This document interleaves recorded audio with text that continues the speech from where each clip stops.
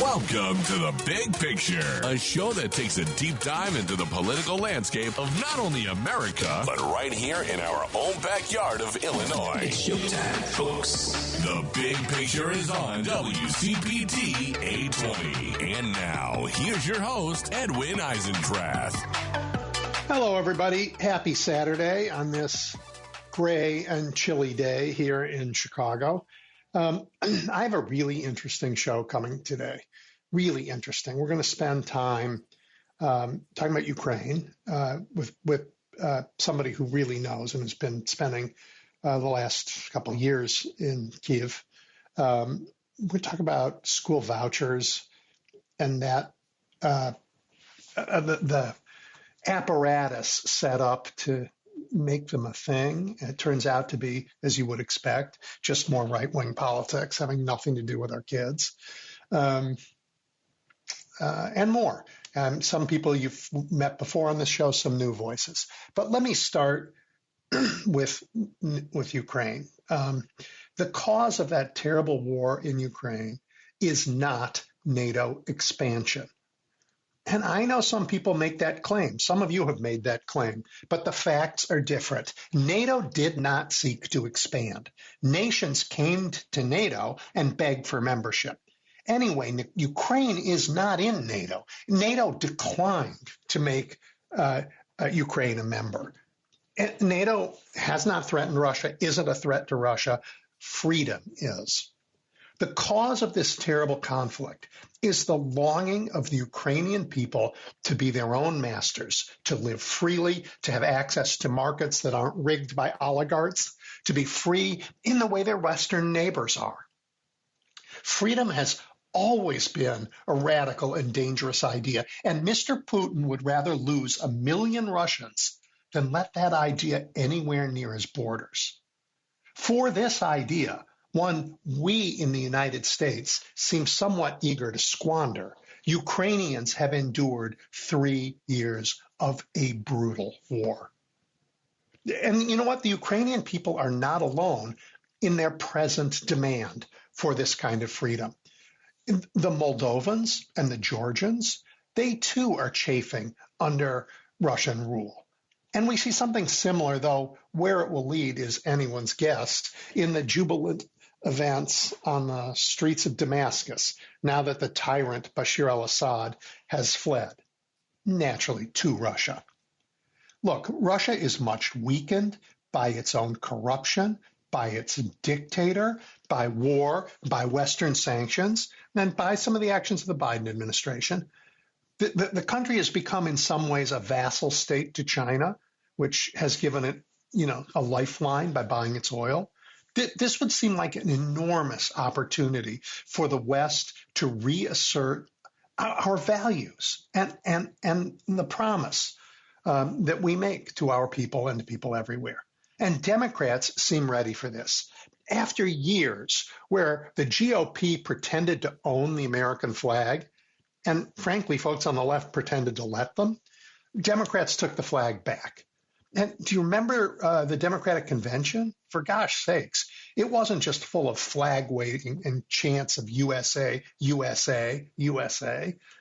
It was also full of pride. In speech after speech, we heard about how ideas of freedom, of opportunity, and yes, even of faith are worth fighting for.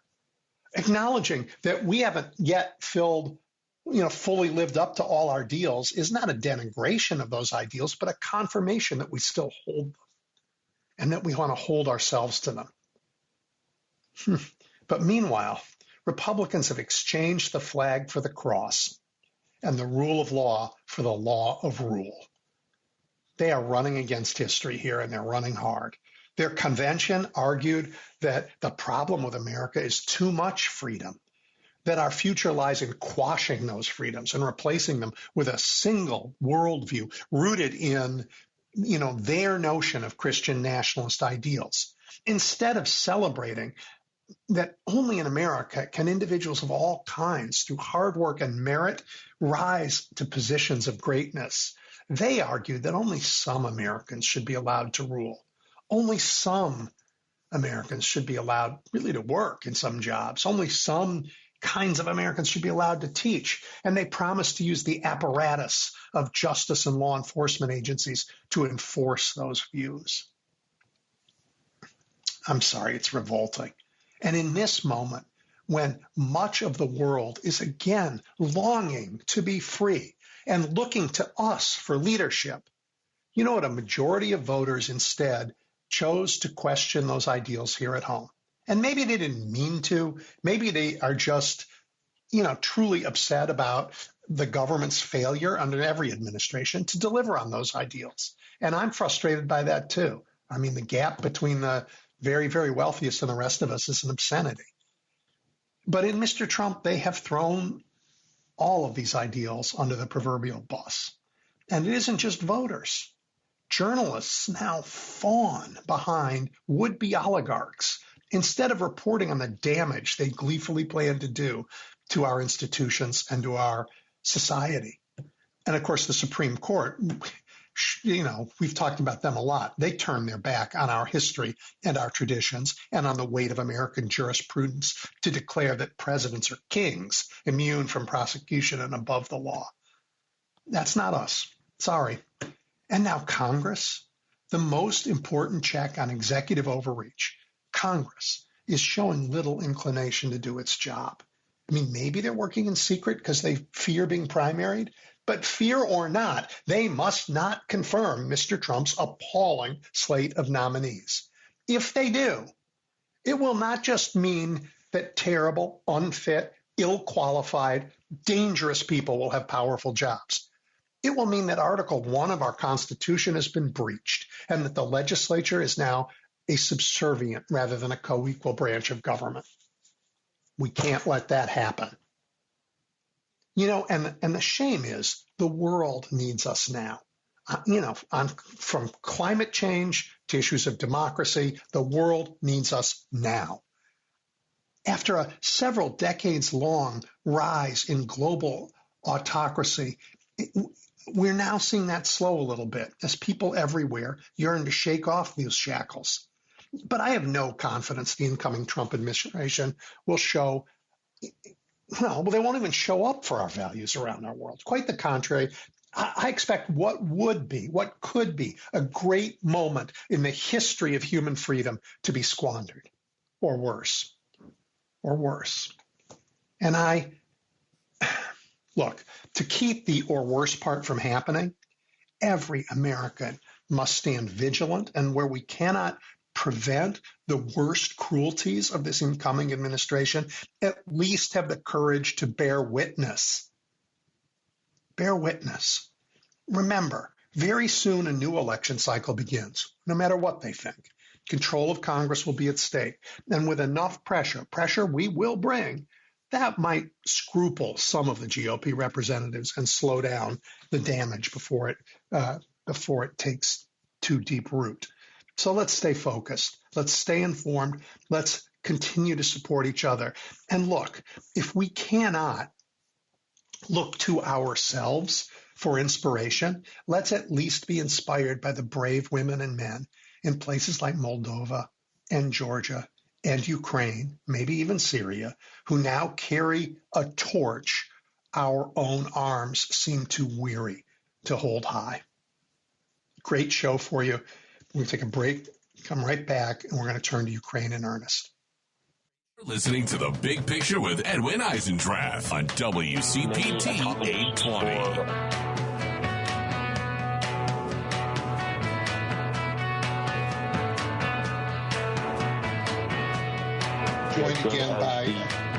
I'm thrilled to be joined again by Tamar Jacoby. She's the Kiev-based director of the Progressive Policy Institute's New Ukraine Project. She came to that post from a distinguished career as a journalist and an author. We spoke, 6 months ago about the future of Ukraine, and we didn't just focus on the war. We spent time on the country's struggles to become a stronger civil society, a more robust democracy, and to, overcome the endemic corruption of a post-Soviet state. But much has changed since then. Welcome back, for one. I hope. Thank you. Pleasure to be here. How how are you? What's the mood like in Kiev? I'm well, thanks. I'm actually out of the country this week, but the mood is, people are tired, and that word doesn't, quite even capture it. I mean, the war has been going on nearly 3 years now, and the Kyiv is far from the front, and life goes on in Kyiv. People, go to restaurants and bars and, live their lives. But just about everybody, knows or is related to somebody who's fighting. And indeed, most have casualties in their circle of family or acquaintances.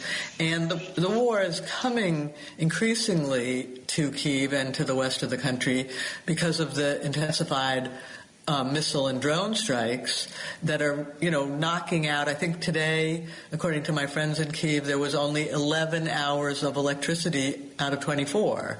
And so, some of those are, invariably when you're sleeping. So most of the day, you're making do on a generator or a battery or a power station or candles, and different, everybody's kind of got their system, but better off people have better systems, I dare say, and sort of luckier people, depending on what buildings they live in. But the war is on people's doorsteps, and everybody understands that, absent sort of much intensified aid from the West, it's a matter of time, that the Russian resources, Russia just has, a lot more men, a lot more weaponry, a lot more money, a lot more everything. And getting men from other countries. And getting men and weaponry, indeed, from other countries. And Ukraine is not. And the situation on the front line is pretty dire. And so it's not a happy moment. And I think, well, this is maybe an answer to a separate question, but I think people feel that the Biden approach of giving weaponry but too little, too late, and telling Ukraine they couldn't use it in the situations where they needed to use it, there's a lot of, people are grateful for the assistance, but there is also a lot of frustration with that approach, to the point that I think there's some anticipation of Trump, in the sense that people think, well, he's bolder, and maybe he'll, in his boldness, he will turn out to be helpful. I think that's a big gamble. I'm not sure I share hopes about that, but I do think it's somewhat uncertain what Trump will do. And so, we're definitely turning a page now. People are, the old chapter is, people have had just about as much as they can take, and we're turning a page of some kind. I read in reports, I don't know if they're true, that both Ukraine and Russia are running out of soldiers. Well, Ukraine is certainly running out of soldiers. Russia, I don't know. Creates an enormous non-military challenges for things like the economy, for government. Oh, absolutely. Everything. Huge. Well, so companies, it's the number one company. Chambers do surveys, and what's your problem? It's the number one problem is manpower. Yeah. For individuals, I have friends, we can go back to the causes in a minute, but I have friends, in their 30s, who literally haven't gone out of their apartment for 6 months because they're afraid of running into the recruiting guys. Mm. And then, the long-term problem for the country is that the draft age now is above 25. And the reason for that is that because in the first years of independence from the Soviet Union, the birth rate plummeted. And so there are very, very few 18 to 25-year-old men. And the country is going to need them to have, babies. Sure. Yeah. And so the U.S. is saying draft them, and the Ukraine is saying no. And they're not explaining sufficiently why they can't, because You can't have a country with no people. And it looks literally the demographic pyramid, that most countries is a pyramid or at least a pillar. In Ukraine, it's an hourglass, where the sort of the waist of the hourglass is the 18 to 25-year-old men. And so the army is a lot of people who are over 25. Indeed, the average age now is something like 42. And the enthusiastic, well-trained ones have been fighting for 3 years with hardly a break. And now they're trying to draft new 40-year-olds, but they're, overweight and not trained and not particularly motivated, and there's not enough time to train them, and it's not being done particularly well, the mobilization. And so the mobilization issue is a huge crisis, and they are indeed running. So they don't have enough weapons. They're running out of men. Everybody's tired. It's they're kind of at the point of approaching the point of exhaustion. Yeah. Look, Americans, we know a little about the Russian invasion, but we don't. I doubt any of us, or more than a few in the whole country, know anything about its causes, its historical and ideological context. And now, I don't really want to talk about the long historical connections and tensions between Ukraine and Russia, but I'm thinking about the present sense of national identity in each. And to better understand what's going on, you wrote about this. I thought it was fabulous. Can we spend a couple minutes to get in Putin's head a little bit? So let's talk about Moldova and Georgia and maybe the stands as a way of better understanding what's going on. Yeah, so Putin has a sense of Russia for the last 300 years, just to have one sentence about the past, has been basically an empire, a big country that got its sense of identity out of the fact that it was expanding, and that it had a huge land mass, and it was always getting more land mass, basically. And there's hardly been a time when it wasn't, in those 300 years, when it wasn't at some level expanding or trying to expand. And Putin can't bear to be the leader who is presiding over the shrinkage or the disintegration. And so he is determined, to personally, to be another Peter the Great, as he literally cites Peter the Great as somebody he wants to be like, to get more and get the old glorious Russian Empire back. And the Russian people don't have much. There is a lot to be, obviously, huge history and civilization to be proud of, from, Tchaikovsky to Tolstoy to, long list. But the deepest sense of identity is as an expanding empire. And so the idea that Moldova and Georgia and Ukraine and the Baltic countries and all those countries have peeled away is just unacceptable to people, to the point that they are, completely lie to themselves about we didn't invade. We had to stop these people from peeling away.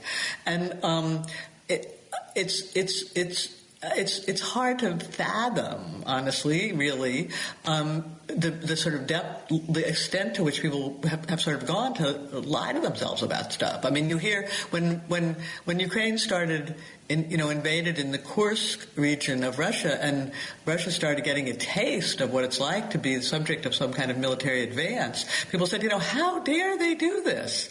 As if Russia hasn't been doing that for 3 years. So that's kind of the Russian attitude. We're a big empire, and parts are flaking away, and we've got to stop that. And the Ukrainian attitude is, we've been basically the captives of this empire for 300 years, and we don't want to do that. We don't want to be that anymore. And I mentioned before we started, I'm in Estonia, which is another country that was part of the Soviet Union, at least for part of the 20th century, and now is a very independent Western country. Ukraine didn't break away as completely as some other post-Soviet countries in 1990. It kind of half broke away. So the first 10 years of Ukrainian independence were sort of, we're out of the Soviet orbit, but we're still kind of holding on to our Russian friends and economy and influence and, brothers. And it wasn't until 2014 that significant numbers of Ukrainians realized, wait, we've really got to get out from under this thing, literally. And, the past 10 years have been an intensifying sense of that. And we've got to break away. We've got to become part of the West. We for 300 years and indeed longer, we've been under these people's thumb. We've got to get out. So you've got one country determined to hold on and the other country determined to break away. And that's really what it's about at some fundamental level. I mean, I can't imagine being, in Putin's head and seeing Georgia want to leave. Georgia was home to Stalin, for God's sake. That's where he grew up. Right. So it's a very tough time to be. So that brings me to a different kind of question. And it's one that I think you can help put to bed for everybody. I hear people, including my own brother, who all say that, look, Russian aggression is the result of America breaking promises and expanding NATO. I think Donald Trump believes it too. Yeah. Your work points to something else, and I want to be sure everybody properly understand it, that, Russian aggression may not be about NATO, but rather driven by this growing chasm between its identity as this expansive empire, really, and the reality. And the reality being not just the dissolution of the empire, but the promise of better lives that association with the West offers millions of people. And democracy and markets, I dare say, and freedom. And people in Georgia and Moldova and Ukraine desperately want that Western life, that Western existence, those Western freedoms. And Putin's fear is if they can pull it off in Georgia and Moldova and Ukraine, Russians will start to get the idea, hey, doesn't that look better? And we'll have the same kind of revolt on our hands. It's not only about that, because by that theory it would be enough to repress them. He wants to get his hands on them. But it's a combination, crumbling empire, and look what could happen if that example takes hold on our underbelly. NATO played into that because NATO was, as Ukraine decided finally decided definitively that it wanted to break away, the EU and then over time NATO became the other thing to hold on to, right? So it's not really that it wasn't that NATO was shoving itself down the Ukrainians' throats. It was that Ukraine was desperate to break away and reached out and tried to grab on to NATO and the EU. So it's a kind of a pretext, but it's a pretext. It's real in the sense that Ukrainians see the EU and NATO as their exit ramp, because there's no such thing as a gray zone, really, between the East and West. What happens in a gray zone is eventually you slide one way or the other. And, for a while, indeed, for the last 10 years, Georgia, Moldova, and Ukraine have been in a kind of gray zone, and Russia is proving we can't accept a gray zone. We want you back. So you either get your hands on the handle of the EU and NATO and you pull yourself away, or you languish in a gray zone until Putin comes and chews you up. And so NATO's part of the story. It's part of the paragraph. But it wasn't. Again, the West didn't go to Central Europe and say, "Come on, we're recruiting." On the contrary, those countries have been begging to get in for quite a long time, and NATO's been saying, sorry. Yeah, this notion of we want, as you say, democratic freedoms and markets and the kinds of things that have led to a more prosperous West. I guess one of the other things, and this would be a big threat to Putin, is this notion of a government that's less corrupt. We want to live in places. Indeed, that's how Russia has kept its control over Ukraine for much of these 30 years, right? Especially the first decade. If people were sort of beholden to you by some kind of illegal, corrupt, arrangement, then they weren't really going to break away and join NATO or join the EU.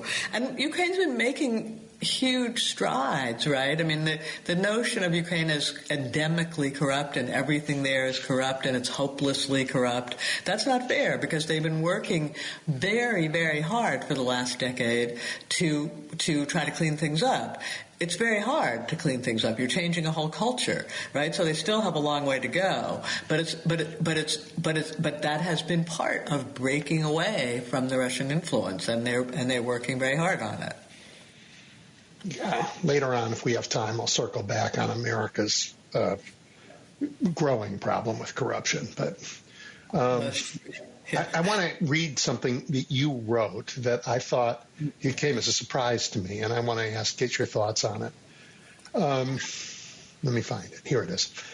In the last year alone, Western intelligence officials say Russia and Russian proxies were responsible for hostile surveillance of a military transshipment hub in Poland, an airport in Stockholm, arson attacks in Warsaw shopping mall, a German weapons factory, and a Ukrainian-owned logistics firm in London, a foiled plot to sabotage a military installation in Germany, and conspiracies to assassinate the CEO of a German arms manufacturer, among other illegal acts. What's funny, what's striking to me, I'll say this, is that does come as a surprise to Americans. I mean, everybody in Europe, certainly Northern Europe, Eastern Europe, is acutely aware of all that. I mean, you've seen the TV show The Americans, right? This is the Americans happening across Europe. And it's not actually, it's the new sort of approach, right? The new Russian approach is not state spies, right? Like if you saw the TV show The Americans, and forgive me to your listeners who didn't, it was people who actually worked for Russia. What happens, and belong to the state apparatus. What's mostly happening now is diplomats got kicked out of Europe and America, over the past 5 years. And so Russia hires literally people like thugs that you can hire on the internet, on a social media for, $50. You say, go blow up that train. And, and they don't even know who they're working for often. So the sabotage is widespread. It includes everything from those episodes that you read, where it's like arson in factories and trains. The systems, the electronic systems that run trains get knocked out.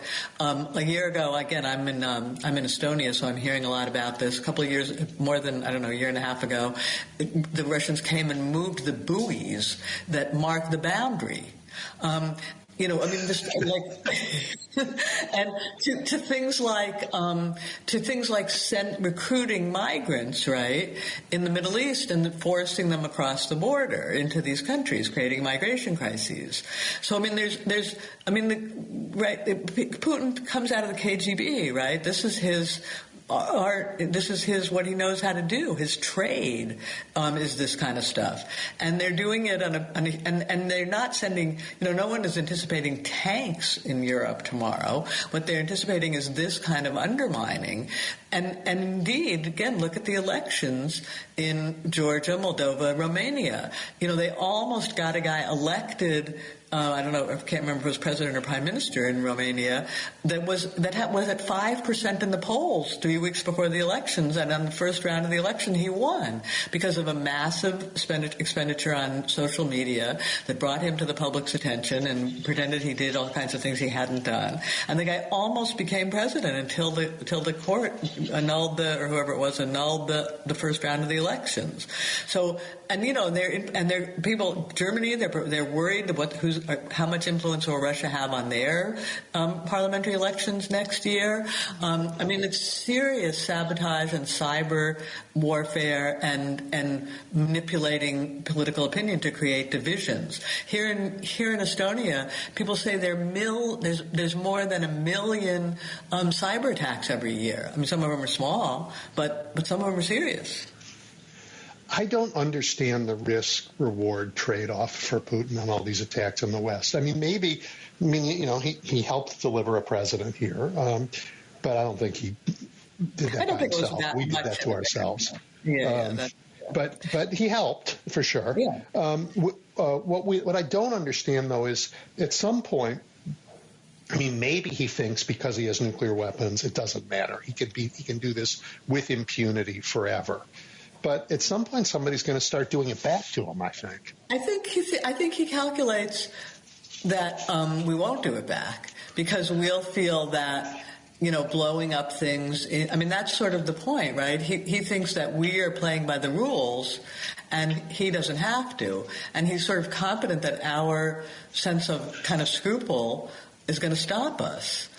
I don't, and I think there are lots of people in the West who, don't think we should be. I mean, even again here in Estonia, people aren't saying, start blowing up the trains between Moscow and Petersburg. They're saying give more weapons to Ukraine, right? Like the West is still much more comfortable fighting a conventional war than a hybrid war, and I think that's, and we're not doing that enough, of course. But I think that's what Putin is banking on. I mean, and I think what he does is he tests, and when he doesn't get much response, he keeps going.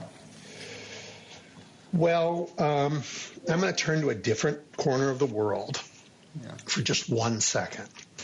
I remember when I was young, and most people listening to the show are too young to even know this happened, or I'm too old. But in the late 1970s, the Shah of Iran was ill and getting kicked out of his country anyway. And he came to the U.S. for cancer treatment, and he never went back. And the Iranians said, death to America. How could you be keeping this criminal who we want to bring back here and hang? Today, I believe the former dictator Assad from Syria is in Russia. And I expect the Syrians are going to do something similar. They're going to say, give us this criminal back. And Russia has an enormous strategic investment in Syria that helps it in Africa. It helps all over the place. Are they... I think they're weakened in a big way.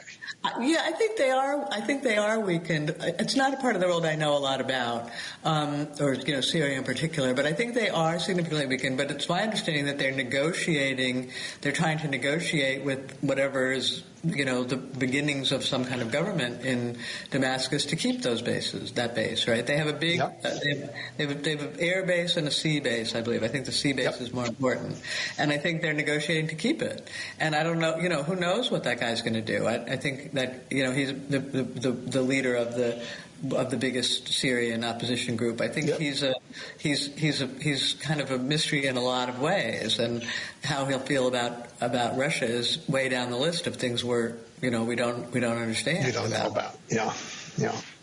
All right. Well, so in general, I feel like. From the perspective of the West, even though we're playing by rules and he is not, Russia feels much weakened to me by its own corruption, by its dictatorship, by war, by Western sanctions, by its own people who are looking at folks in their neighboring countries saying, I'm sorry, you guys aren't our future. We are looking somewhere else. So it looks like an opportunity for the West.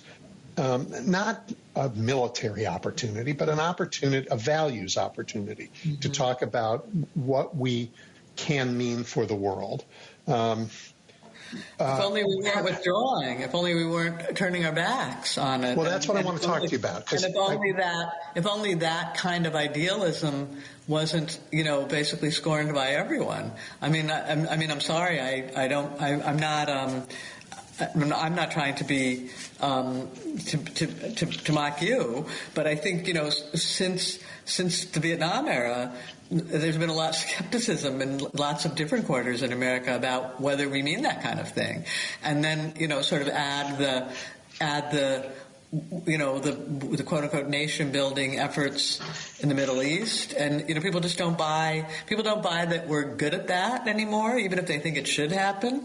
People don't buy that people are skeptical. People think so poorly. Many people think so poorly of the situation at home that they think it's hypocrisy for us to stand for those kinds of things. I mean, I don't think we're... you're sort of, again, I'm not trying to make fun of the question, but it's sort of as if you're dreaming of, the days when the CIA ran literary magazines in Europe. I don't think we're going back to that. And that's, in some ways, Ukraine's democratic idealism was so heartening in a way for that reason.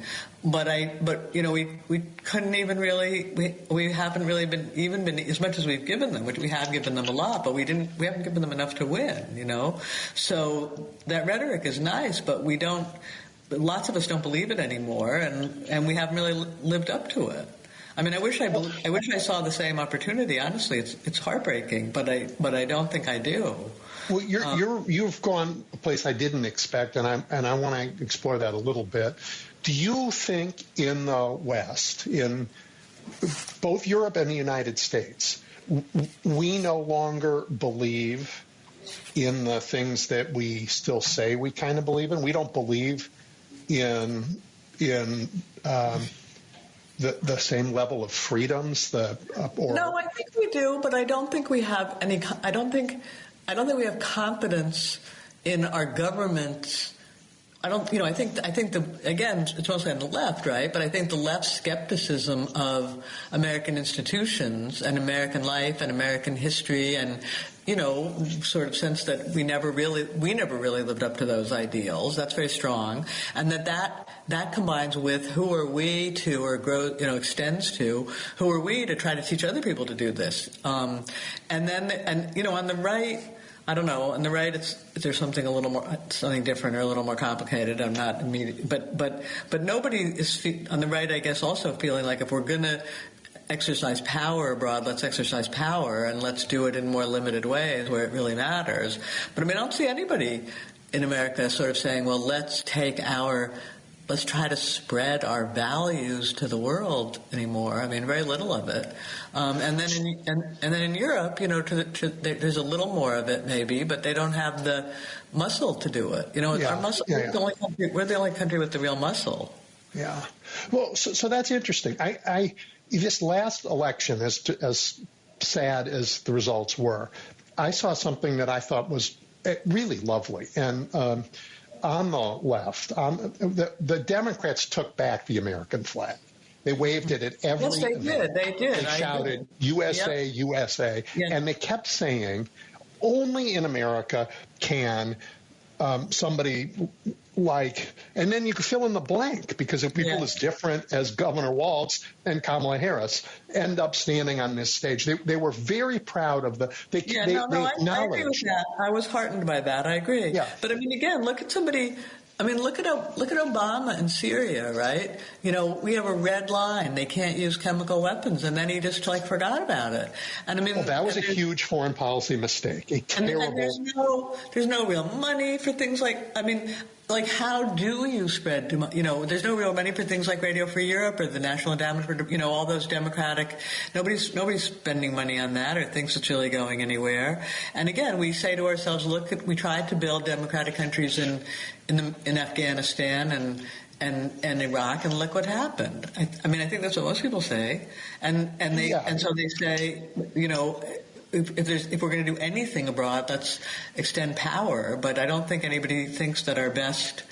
And I'm not saying it should be this way. I would like to see us go back. I don't know if we really tried hard how much difference we could make. I mean, I think you have to find places I think there is a difference between places like Ukraine and places like Afghanistan. In Ukraine, there really are people. The whole country is dying, literally dying for these freedoms, and all we have to do is give them the weapons to win. We don't have to go teach them, how that freedom is a good thing, or democracy is a good thing, or women's rights are important, or something. In Afghanistan, we had to start sort of at a, I won't say blank slate, but a pretty empty piece of paper. Ukraine, they're already fighting for it. So I think there's a difference in those two kinds of places. But we haven't even in Ukraine been able to help them really significantly. I mean, for all the money we've poured in, we didn't give enough, and we didn't, I mean, Europe. It is interesting being there. Maybe I'm not being fair, but it is interesting being there. For example, on the corruption, the membership in the EU is an incredible carrot, and so the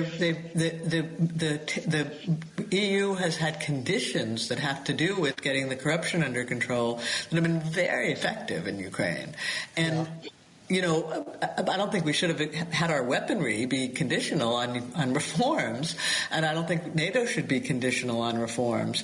But I think what you want to do is you want to find countries where, the way to do this, if you were going to do it, would be to find countries where there are already people fighting for things and help those people and create carrots and sticks to help them move forward. But I don't think there's much of an appetite for it in America anymore. I mean, I don't see it.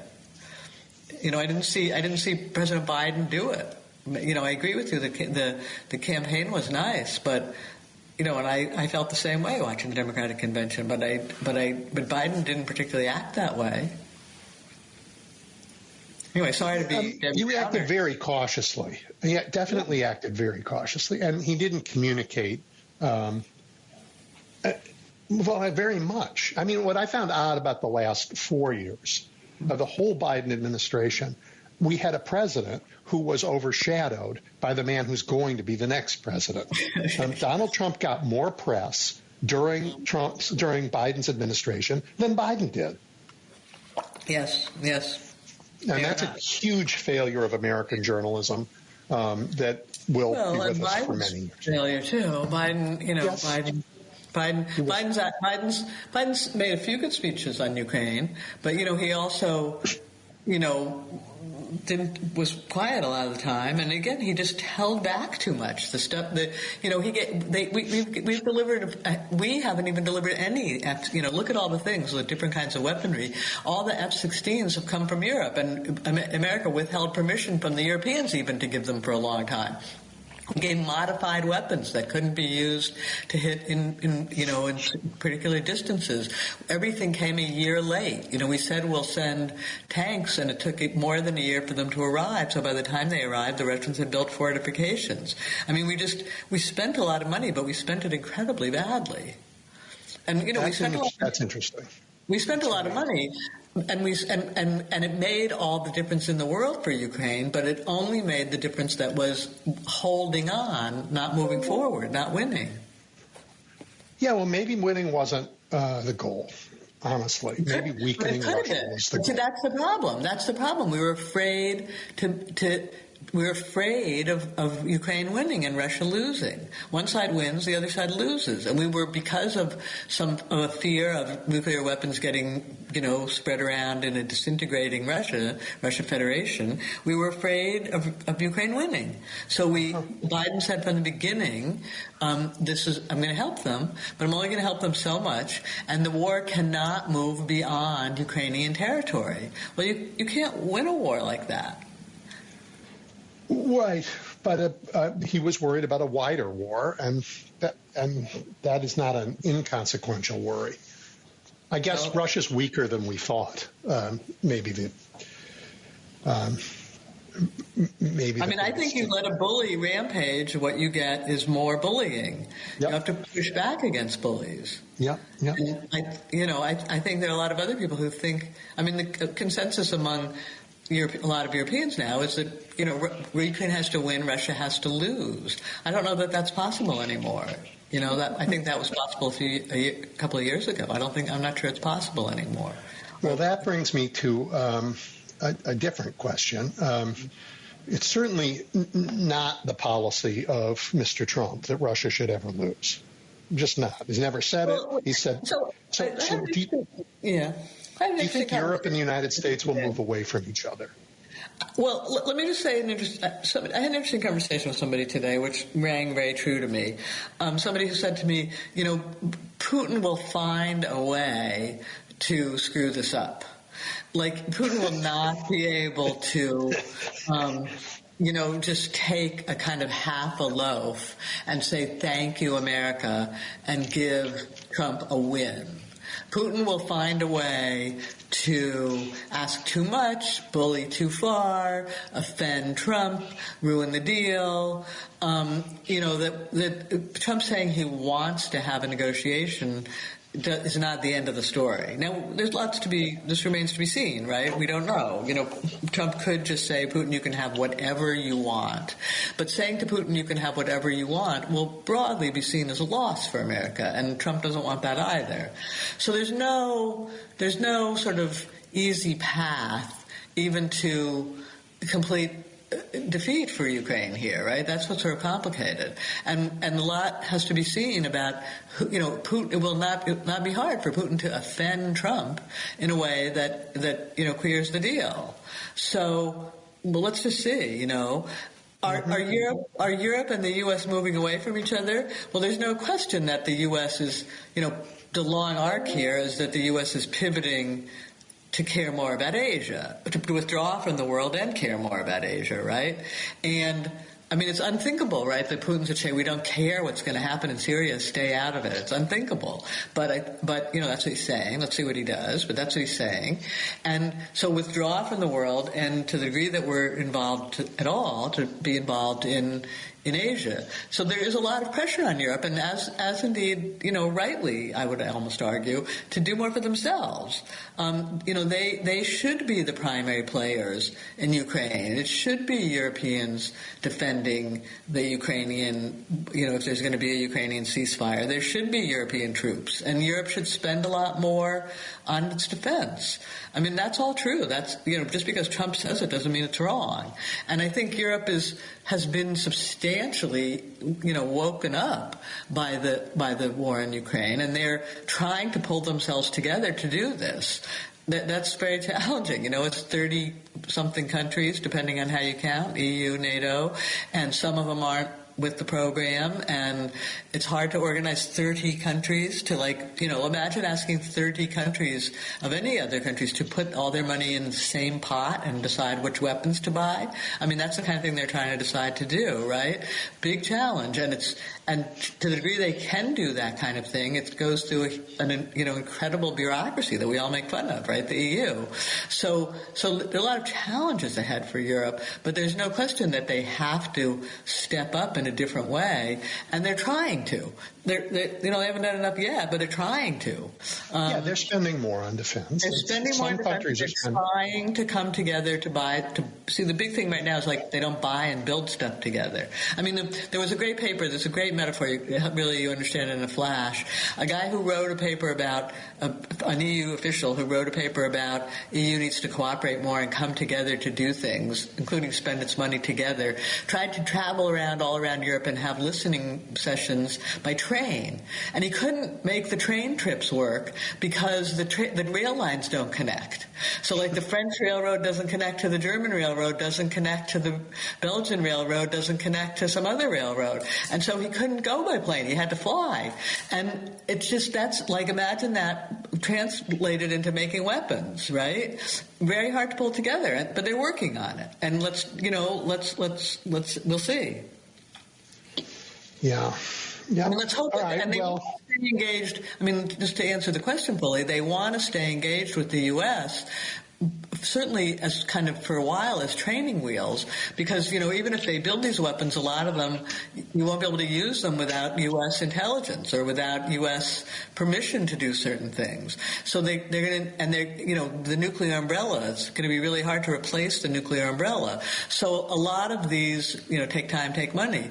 And America's not going to like it. So a lot of they are going to need America for a long time. We're not talking about a divorce, but the ideal thing would be, substantial sort of independence for the I don't want to call them the children from the parent, but, substantial independence and autonomy in Europe while remaining allied with the U.S. in a strong, healthy, good alliance, for quite some time, right? That would be the ideal. Can that happen? I don't know. Trump, under Trump, we're going to all see. Yeah. I mean, Putin can screw this up in 11 ways, I'm certain. The thing,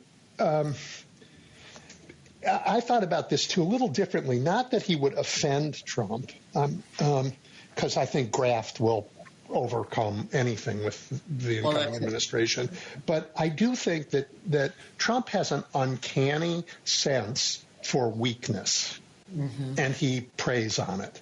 And that's been true in his business life, in his personal life. I saw it, the cruelty in the debate he was in with Joe Biden when Joe Biden was clearly not up to it. And if he sees Russia as weakened, that may change his calculation. Yeah, that's interesting. He thinks of Putin as I think both are possible. I think Putin's offending him is possible too. I think he's a terrible narcissist, but I think both are possibly true. So I think it's going to be quite the psychodrama, isn't it? at everyone's expense. That's the. I mean, to go back to this earlier idea of Western values, which I believe in, and I'm part of the crowd that says we've never fully lived up to them, but I also think they are great guideposts, and I don't have any qualms about that. I'll take on any debate on that topic. But you see, Iran terribly weakened, Russia weakened. I don't know what to think of North Korea, but I just think this is a moment when, despite our flaws and despite our mistakes, the promises that come naturally with this culture of freedom that is Western in a way have a chance to grow around the world.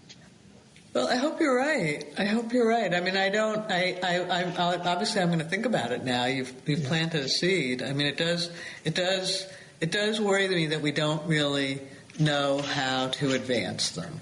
And, to the degree that we do, like even again, Europe is sort of advancing values. It's like climate change. I mean, I think that's important, but it's not democracy. And, right. Like the things that we sort of feel we have to export are not, what I would call the central things. And so I don't know. I mean, I hope you're right, is all I can say. It may not be through through acts of nation building, which we've proven incompetent at for sure. But I spent years in Saudi Arabia, and during those years, the Saudis were sending thousands of students to college in the United States, tens of thousands. And then they all came home, and people were worried there'd be nothing for them to do. Now, Saudi Arabia has not moved in any democratic way. It is certainly not a less repressive monarchy, but the society itself has changed dramatically and created enormous new freedoms for its people. They haven't translated into political freedom, but they are real, and they are economic and social, and that is without that you can't have a democracy. We learned that certainly in Afghanistan. So I think there are all kinds of markets, things. Right? That's really about the markets. It's markets too. Yep. People bought stuff in the West, and they traveled to the West, and they. But I mean, I hope you're right. I hope there's sort of some giant pendulum swinging up there that is going to go our way now a little bit. I worry that we've sabotaged ourselves in this last election a little bit on that score. Yeah, well, yeah. All right, well, in the time we have left, I'm sure interested in getting at two things. Your most optimistic hopes and what worries you the most about a going forward American foreign policy in that part of the world. Yeah, well, so, I mean, my most optimism right now, sort of realistically optimistic in Ukraine, is I think there will be, I think what's really important, I've said this all along, that what's important for Ukraine is winning the war, but Ukraine also has a lot of, I call it winning the peace. I dare say you could call it nation building to do on its own, right? Like not nation building somewhere else, but Ukraine still has a lot of work to do to take the gains of the last 10 years in democratic reforms, in building functioning markets, in establishing really clear, undeniable, firm rule of law, in fighting back corruption. There's a ton of work to be done.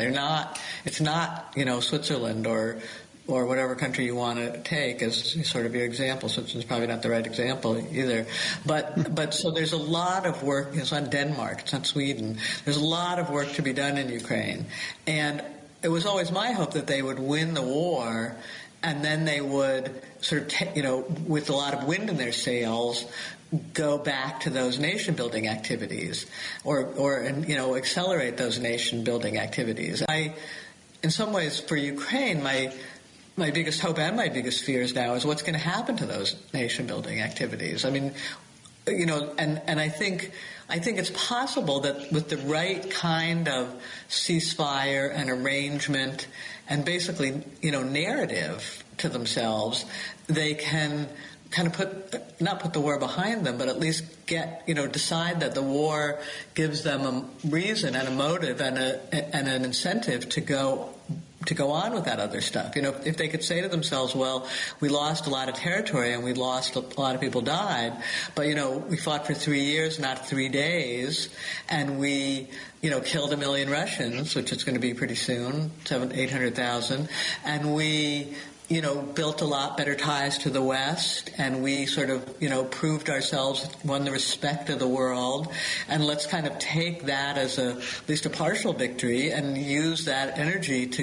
go back to the rebuilding part and, build up a country that can join the West, even if it's a smaller country, but, a country that's a Western country.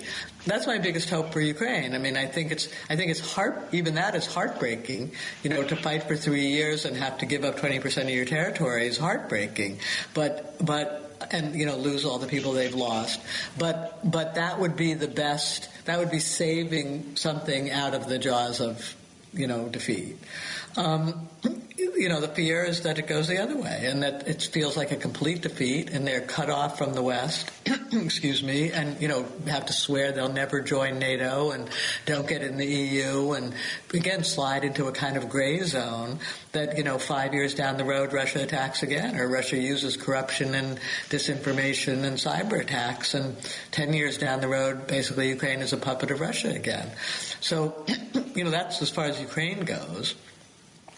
For Europe, I think, again, the key there is it's about choices of how independent and strong and self-confident and, indeed, as you would say, sort of beacon of their values, of Western values can they grow into.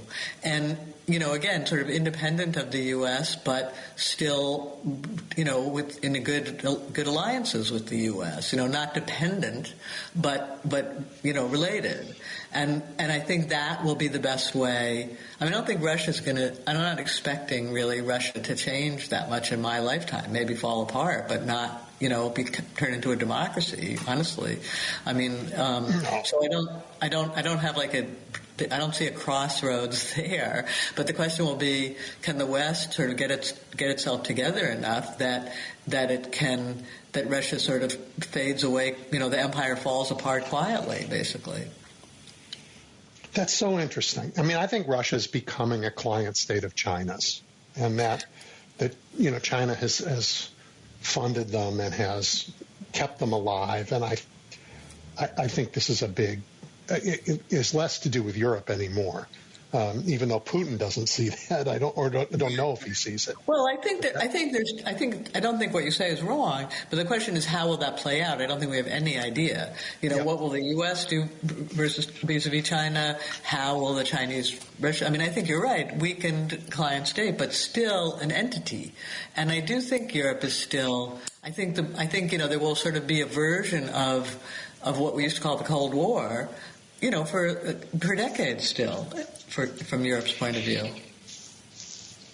Yeah, I mean, China has they use markets, interestingly, but not completely freely, Right. but they use them. I guess, and this idea of free markets it's such an interesting question, because what at least Adam Smith meant was free of rent-seeking behaviors. It's not free in the way most Americans understand it.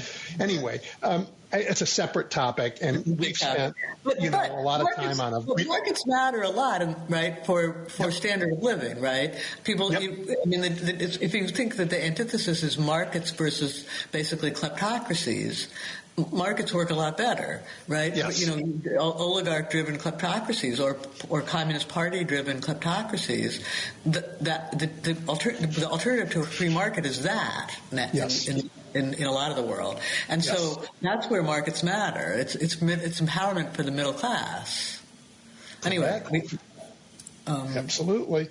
All right. Well, this has been fun. I hope you stay safe and stay well, and that your optimistic views of a maybe de facto smaller state that finds its way into Europe and those Western values as opposed to those kleptocratic ones prevails. But again, I really appreciate your time and your work. Appreciate the opportunity. So thoughtful.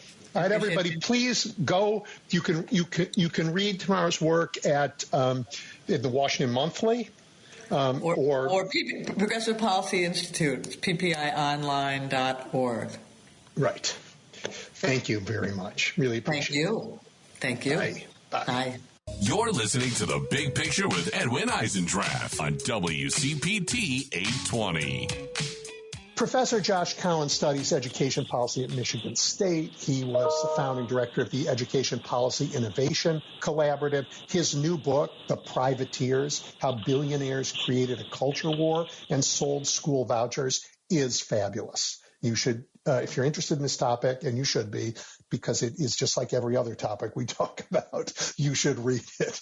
Look, Josh and I spoke, I don't know, maybe a year ago about the growing movement for vouchers in public schools and the negative outcomes that have been demonstrated where voucher programs have been enacted. It's only gotten worse.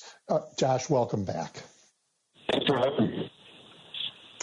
So I thought a lot about how to have this conversation, and partly I just want to read out loud parts of your book and ask you to sort of talk about what you meant and say more. Is that okay? Sure, let's do it. Some of the largest academic declines ever apparent in the education research record on any topic have been attributable to school vouchers.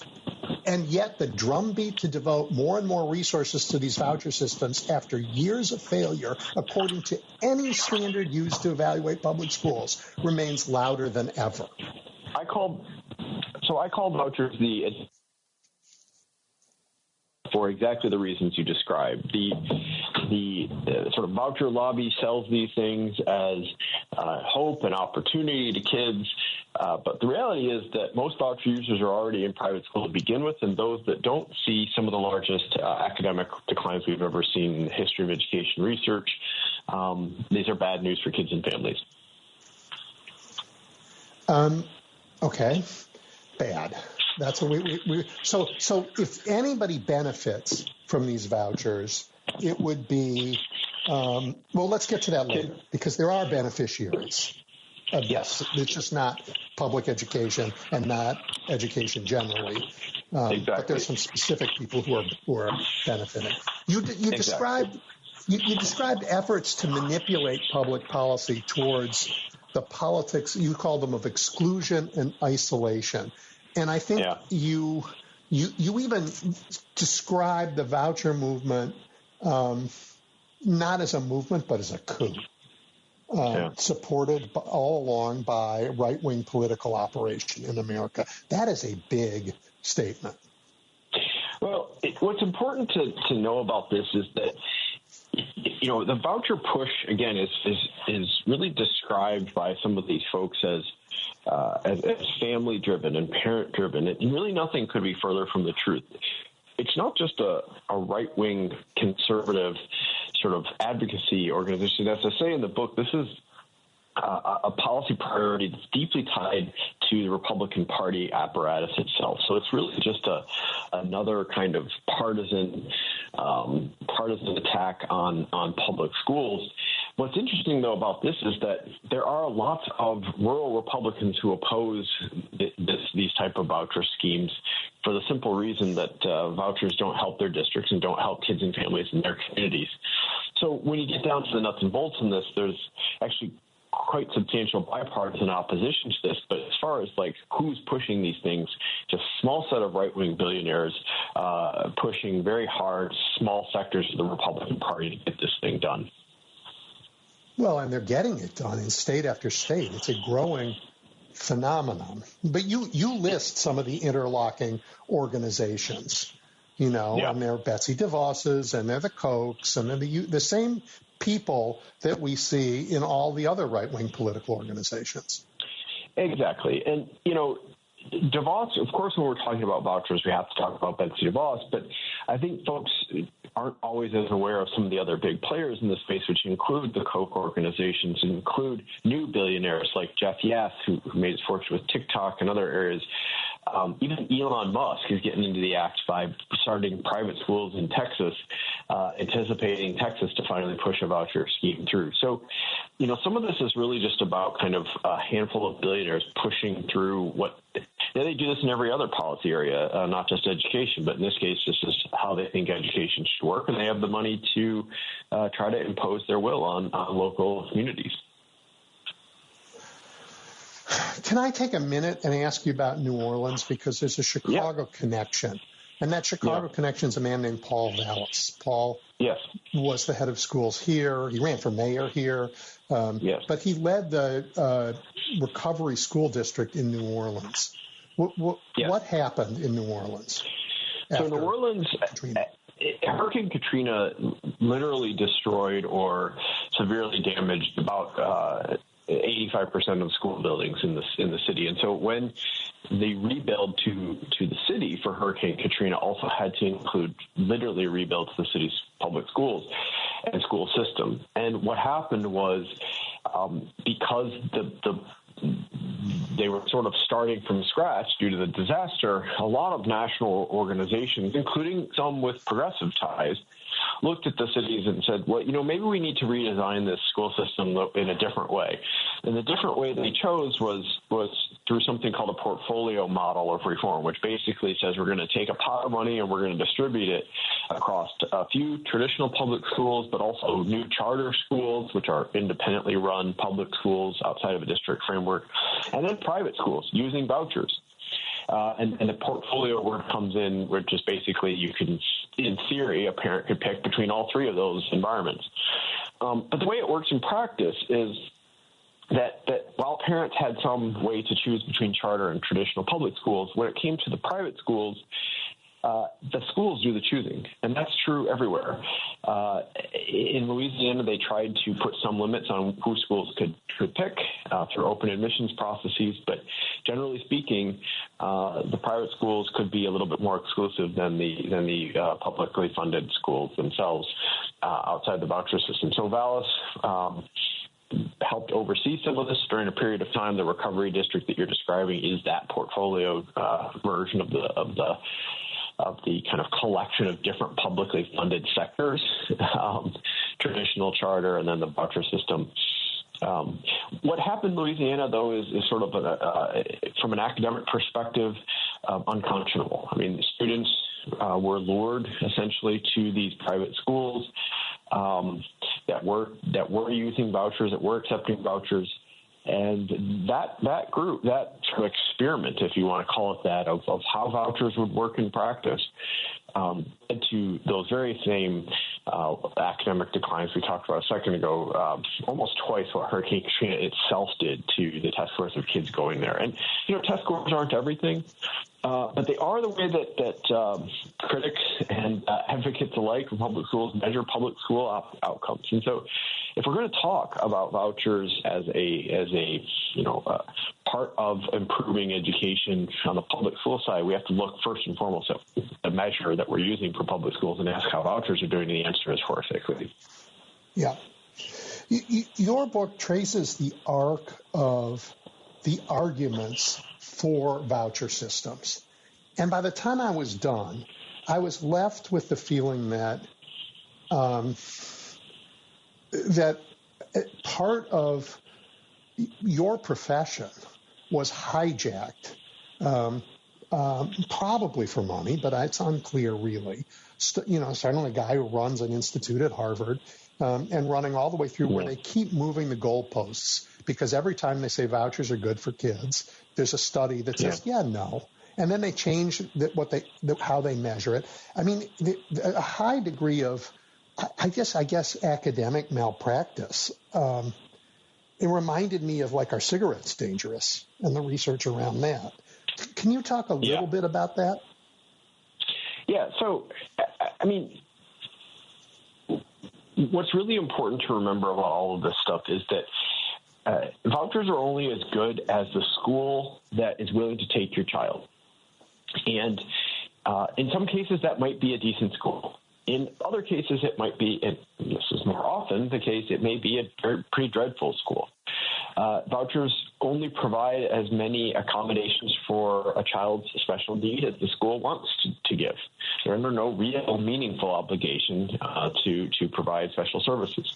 Vouchers are only as good as the what the school identifies as its moral value system.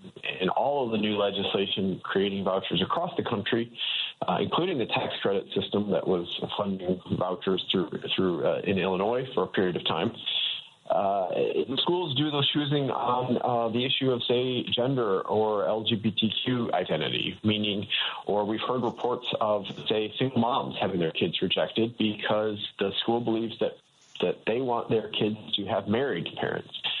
Or a teenager gets pregnant and is asked to leave because she's violated some sort of sexual morality pledge, as they call it in those types of schools. My point here, what's common across all these is the voucher is only as good as the school that's willing to take and keep the child there.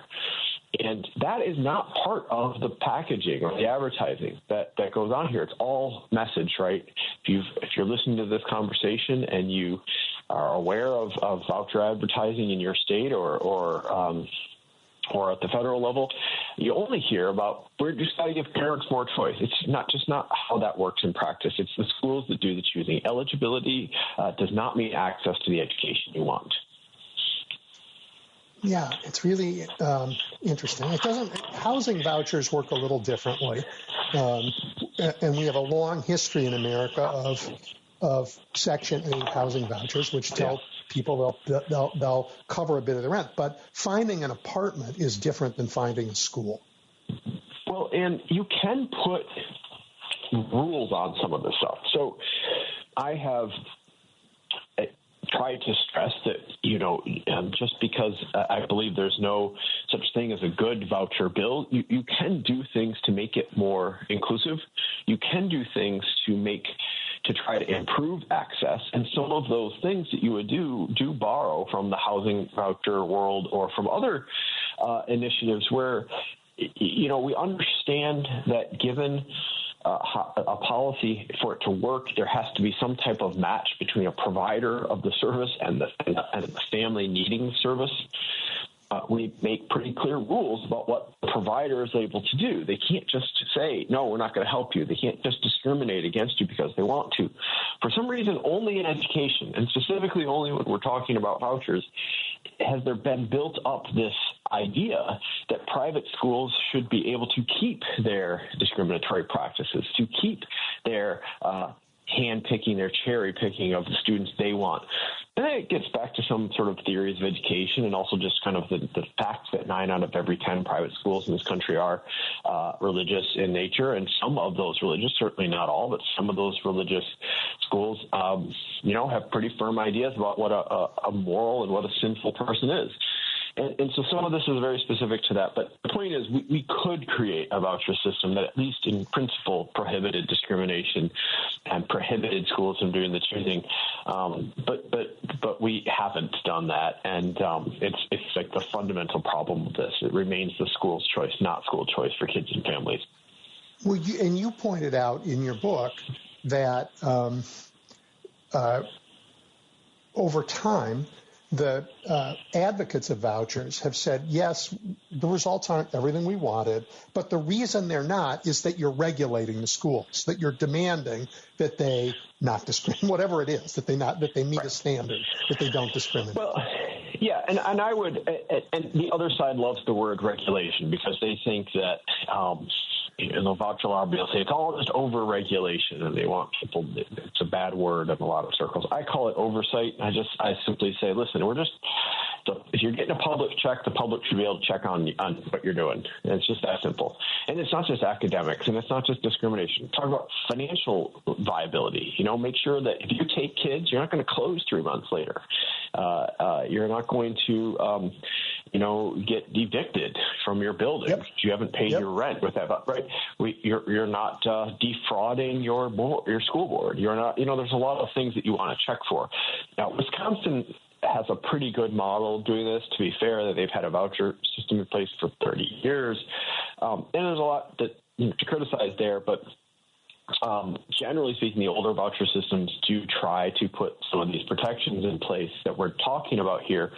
Wisconsin being the sort of front runner on that, but all the newfangled ones, it's entirely, they call it overregulation, but what they mean is they don't want the state telling them who they have to admit. They don't want the state looking at their financial records. They don't want the state. Listen, in Arizona, which is really kind of the fastest growing kind of voucher sector out there, the governor tried to put some basic common sense oversight provisions in place a few months ago, including just background checks for teachers in those vouchers in private schools. And right-wing think tanks and the voucher lobby itself said that's over-regulation. I think if we're at a point where even background checking the teachers that are going to be around those kiddos every day is considered, quote, over-regulation, that tells you how they feel about actually making sure these things are safe and effective for children. That's just really not what this is about to these people.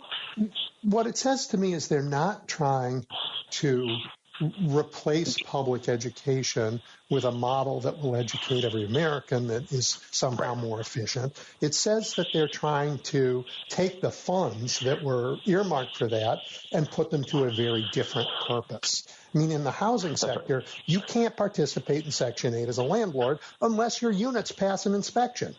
I don't know. That's not controversial, not ever has been. But here, nope, the schools don't have to do that. So that's right.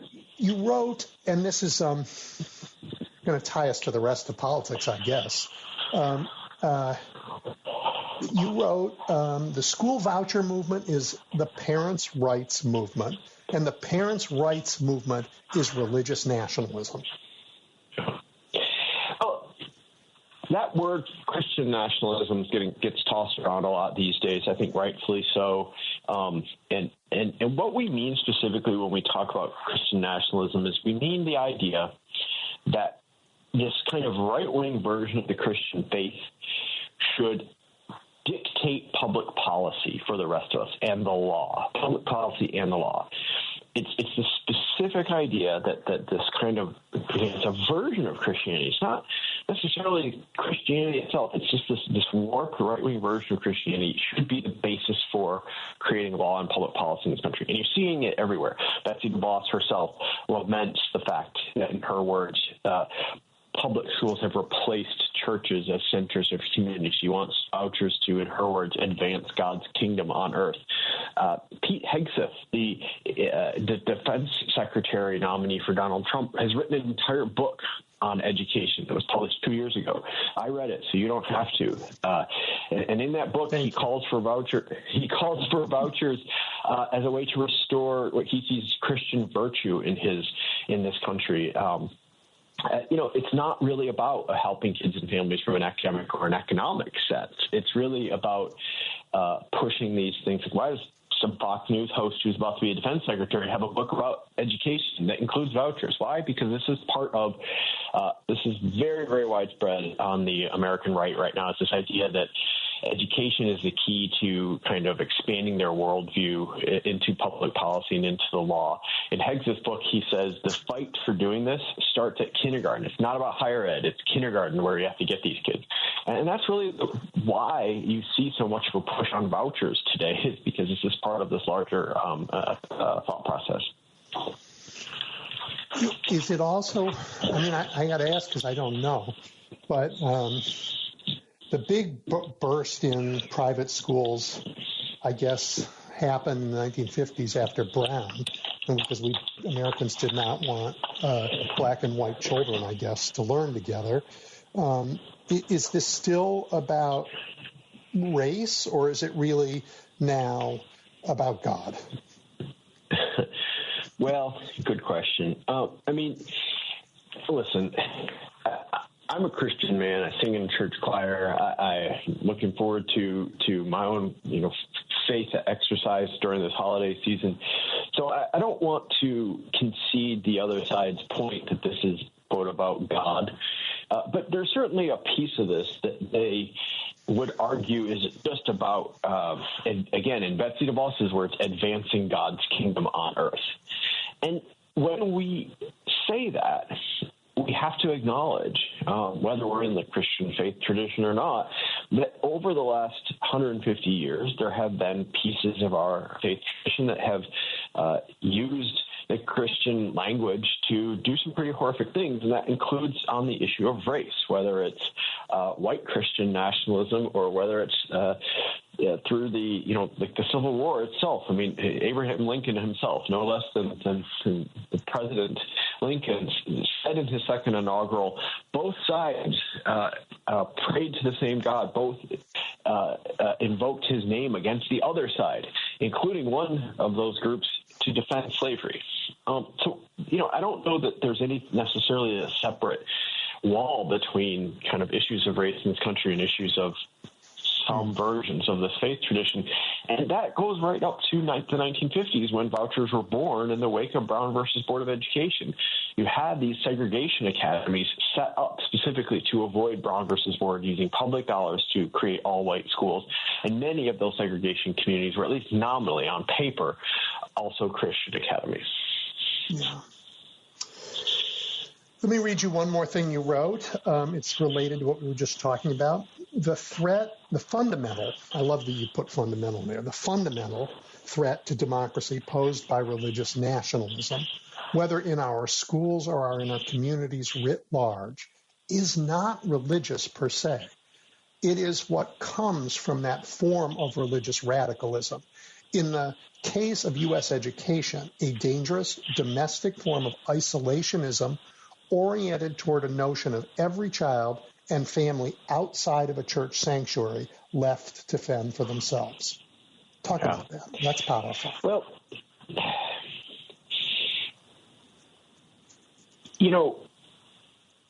when you unpack what these people are saying right now to push vouchers through, they fundamentally object to the presence of some children around other children, whether it's in schools or playgrounds or public spaces of any sort.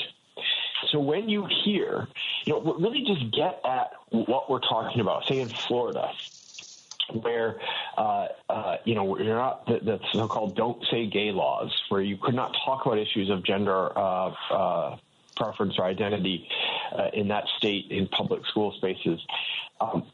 And the other side will say it's just parents' right to do that. What does that mean? Parents' rights actually comes from the pushback to Brown versus Board of Education, where you had to sign in some states affidavits as a parent attesting to the idea that you did not believe your child should go to school around a child of color.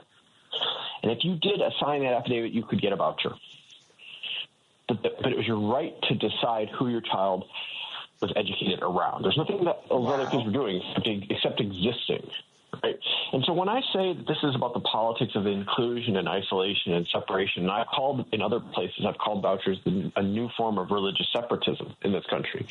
What I mean by that is the whole theory of action behind the case for vouchers depends on the idea that we're going to kind of separate out and isolate children from one another and people from one another. And we're going to use the language of faith to motivate and justify it. And we're going to simply say, it's my right to keep my kid away from another child. And, of course, it's ultimately a right in some sense to do so. The question is, should we be using public dollars to provide parents the ability to separate themselves out and isolate their kids from one another? I reject that idea wholeheartedly. Yeah, and it goes back to your earlier statement that this so-called right to choose your school really is the school's right to choose you. And leading to this kind of segregation. And that's the whole point. Like it's not just incidental to the idea here. It's not. I mean, people do get rejected. People think listen, I don't go out there and say public schools have been saints in this space all throughout American history. Like I don't. That's not my thing. We have to acknowledge where public schools have come up short here too. But the discrimination is not the intent. The discrimination, let's just say the way public schools have first certainly on the issue of race historically, but today they don't always do what they should for students with disabilities or a special learning need. There's funding, there's rules that they have to do it, but it's not good enough in some cases. But those shortcomings with public schools and serving those kiddos are not the whole point of public education. They are a shortcoming. On the flip side, the whole point of vouchers, the whole point, as we've already discussed, is the discrimination. The discrimination is the point when it comes to private schools using vouchers, and that's the problem we have here. And I guess profiteering from a handful of people who make money. In some cases, yes. Yeah. There's one other thing, theme that runs through your work that is also mirrors a bigger theme in our society. Let me find it here. The only way to get vouchers passed now is to make sure parents everywhere think public schools are teaching kids terrible things, I guess. But, that's me, not you. Or that public schools are, as Donald Trump says, performing sex changes on students during school day, right? Yeah, you can't get vouchers passed unless you take the institution of public education and destroy it in the minds of the public, just like the legitimization of all kinds of things requires the destruction of institutions. The nomination of Kash Patel to run the FBI, an absolutely impossibly bad choice to weaponize the FBI, only rests on the thin reed that the FBI is already corrupt and terrible and needs to be fixed. Right? So they have to break these institutions in order to steal them. Yes, and listen, I don't think most Americans, most public, most families feel this way. Like, I think, has the FBI gone overboard? Yes. Have public schools come up short? Yes. Have there been terrible examples of healthcare industry letting us down? Yes. But generally speaking, across these different sectors, I think most folks want some of the same stuff. Like the details may differ, but they want. Look, while we're quoting presidents in this conversation, Thomas Jefferson, right? Life, liberty, and the pursuit of happiness. We want to be healthy. We want our children to thrive. We want the ability to marry who we love. We'd like to try to live a long and healthy life. We'd like to be able to see our friends and our families.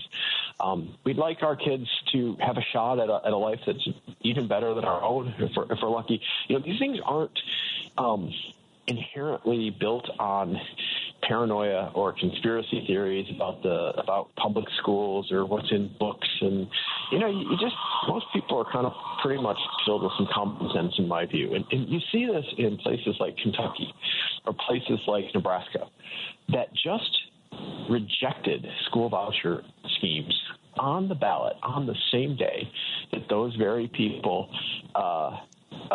voted against Donald Trump. All right. Voted for Donald Trump. Yeah. Voted for Donald Trump. 65% of voters in Kentucky voted for Donald Trump, and 65% of voters voted against school voucher schemes in that state. 57% of voters in Nebraska voted against vouchers, and a near number voted for Donald Trump. What I'm trying to say here is, most people, while they're trying to kind of shake up politics and shake up the electorate and all this business, fundamentally voting against threats to their public schools and communities. And I think that the reason for that is they see these things don't really help them, helping kids in their communities. So I take from that the lesson that, yes, vouchers are on the march in a lot of states, and right-wing billionaires are able to primary out individual members that may vote against these things in legislatures, but voters hate this stuff. They see through it, and I think that's because most people are fundamentally decent and want, what's best for their families, but also what's best for their communities, too. So interesting to see how this plays out. I'm so glad that you're doing this research, that you've written this book. Anybody who wants to take a deep dive into this topic, the book is available everywhere. And again, it's called The Privateers, How Billionaires Created a Culture War and Sold Vouchers. Really terrific work. Professor, thank you for joining me today. I really appreciate this. I know this is our second chat. I'm sure the next few years we're going to have a lot more to talk about. I appreciate you having me. Thanks a lot. You're listening to The Big Picture with Edwin Eisendrath on WCPT 820. Amanda Marcotte is a senior writer at Salon. She edits their terrific politics newsletter, and is paying enormously close attention to what I guess we should call the right-wing Christian nationalist coup now unfolding in Washington. Amanda, let me first begin by apologizing for running late with my last conversation, and thank you for your patience. Oh, no worries. So I just love what you've been writing, but before we get to it, who's the leading or who are the leading voices for Democrats right now? And is the silence we're hearing from them due to the fact that they're actually not speaking out, or is it the press just deciding that the only thing that matters is Trump and what he's doing? I mean, I think it's a mix of things. I think you're seeing some Democrats, decide that they're going to try to, kiss up to the Trump administration or signal their willingness to work with them or try to make the peace. You're seeing others like AOC who are more willing to speak out. I think that right now, though, by and large, they're kind of holding their powder because they don't quite know what's going to happen yet. And, I think like a lot of people, Democratic leaders are kind of waiting to see what is going to happen before they decide how they're going to react, how they're going to feel about that. I don't know if that's good leadership, but I definitely think it's good for people's mental health. So. Well, I mean, what it implies to me is they think that to say you're going to wait and see what's going to happen means that you have no say in what's going to happen. You are powerless. And, we have nominees that are completely dangerous and unqualified and not fit for the jobs running through the Senate. And if the Senate feels helpless, the Democratic senators feel completely helpless, then they should resign and let us pick tougher senators. Yeah, I mean, there are definitely a few. It's clear that on a few of these nominees, they are working the phones. They're trying to convince their Republican colleagues to come over, but they're also up against, for instance, it's very obvious to me that Senate Democrats were working really hard to convince a few Republicans to vote against Pete Hegseth, and they were making some headway. And then, the MAGA masses kind of swung into action and started threatening the likes of Joni Ernst, a Republican from Iowa who was signaling she was going to vote against Hegseth. And so she came on board and, they could be tougher, I suppose, but I don't know how much that would get them. Once he's in office, I think we're going to probably see a lot more outspokenness to the press. But right now, I think, and I don't even know that I'm necessarily against this, I think it's a good idea for Senate Democrats to try to be working their relationships and see what they can get done that way. And that's going to fail because they have no leverage over these Republicans. Not publicly, not privately. I feel like Donald Trump barely won, and an enormous number of Americans are appalled, worked hard, voted for Democrats, and now there's this silence that is greeting these nominees who are truly dangerous, and that's letting a lot of people down. Yeah. Yeah, I don't know. I don't know what I guess my mind is I don't know what it would buy anybody. But yeah, maybe if it would get morale improved. I just think that it is true that after, first of all, I agree, Trump, didn't win by a lot. He didn't even get 50% of the vote. And yet the press covered his election victory as if it was a landslide.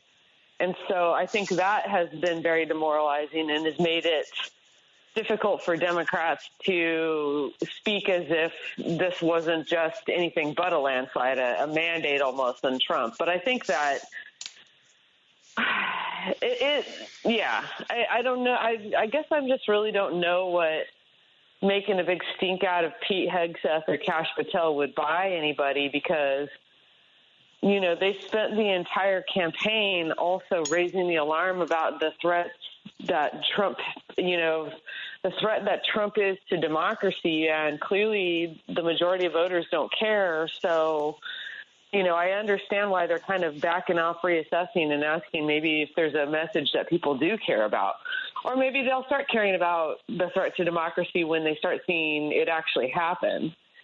It is actually but right happening. now it's, well, I mean, it's people happened in don't states. know it's happening yet. They just don't believe you. You can say that he's a threat to democracy, and it's like they just don't believe you. And I don't know what, when you're up against the wall. Are you following what's going on in North Carolina right now, where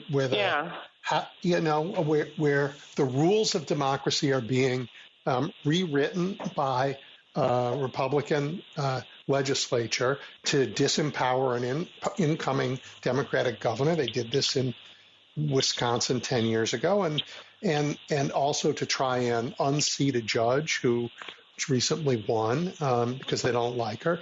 These are right out of Viktor Orban's playbook. That's not democracy. No, I agree. He's a huge threat to democracy. Republicans in general are a huge threat to democracy. My question is, how do you get people to believe that? We are up against, and I wrote about this right after the election, we're up against an unbelievable, amount of disinformation. The majority of, the problem is that, first of all, you have 40% of voters who are just MAGA at this point, right? They're here. They don't want democracy. They're ready to destroy it.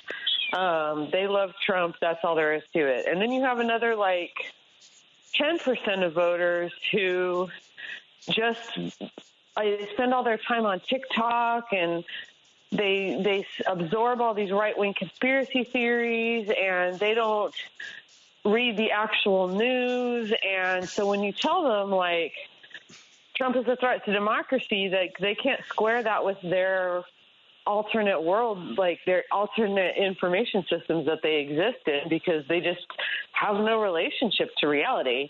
And then there's the half of us who actually read the news, but we voted for Democrats already. And so it's a tough thing, because it's tough to get momentum when you've got a bunch of people that just refuse to engage with reality.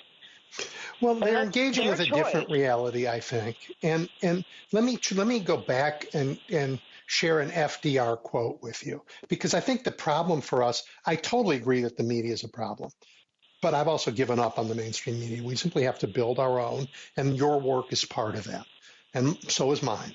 I totally agree with you about that. But I think people are paying attention to something else. It's the people don't get that the democracy is also good for them. And that's our fault. So FDR said I think this was November 4th, 1938. I venture the challenging statement that if American democracy ceases to move forward as a living force, seeking day and night by peaceful means to better the lot of our citizens, fascism will grow and strengthen our land. And I think people are looking around and they're seeing some class of people who are so wealthy they're in a different world. The gap between the wealthiest and the rest of us is an obscenity. That they saw a government that didn't really care about the troubles in their communities, whether it was violent communities, in black neighborhoods in Chicago, or drug-addicted communities in rural West Virginia, that we didn't care. And they didn't think the government was working with all its strength, seeking day and night to improve their lives. And so they don't care. I mean, democracy's got to prove itself. Yeah, I think that that's true. And the irony of all this is that this was this was Joe Biden's theory of the case when he went into office. He was like, well, if democracy starts working for people, maybe they'll defend it, right? Yep. And the scary and depressing thing is that he did a lot of good in office, but it wasn't communicated well. It's not being felt by people. Maybe it didn't go far enough, you know. I think, you know, a lot of the stuff was kind of behind the scenes and very noodly and difficult to get people to understand, like antitrust lawsuits. And, you know, I think, you know, Pete Buttigieg, like, did great work at the Department of Transportation, making flying a lot better.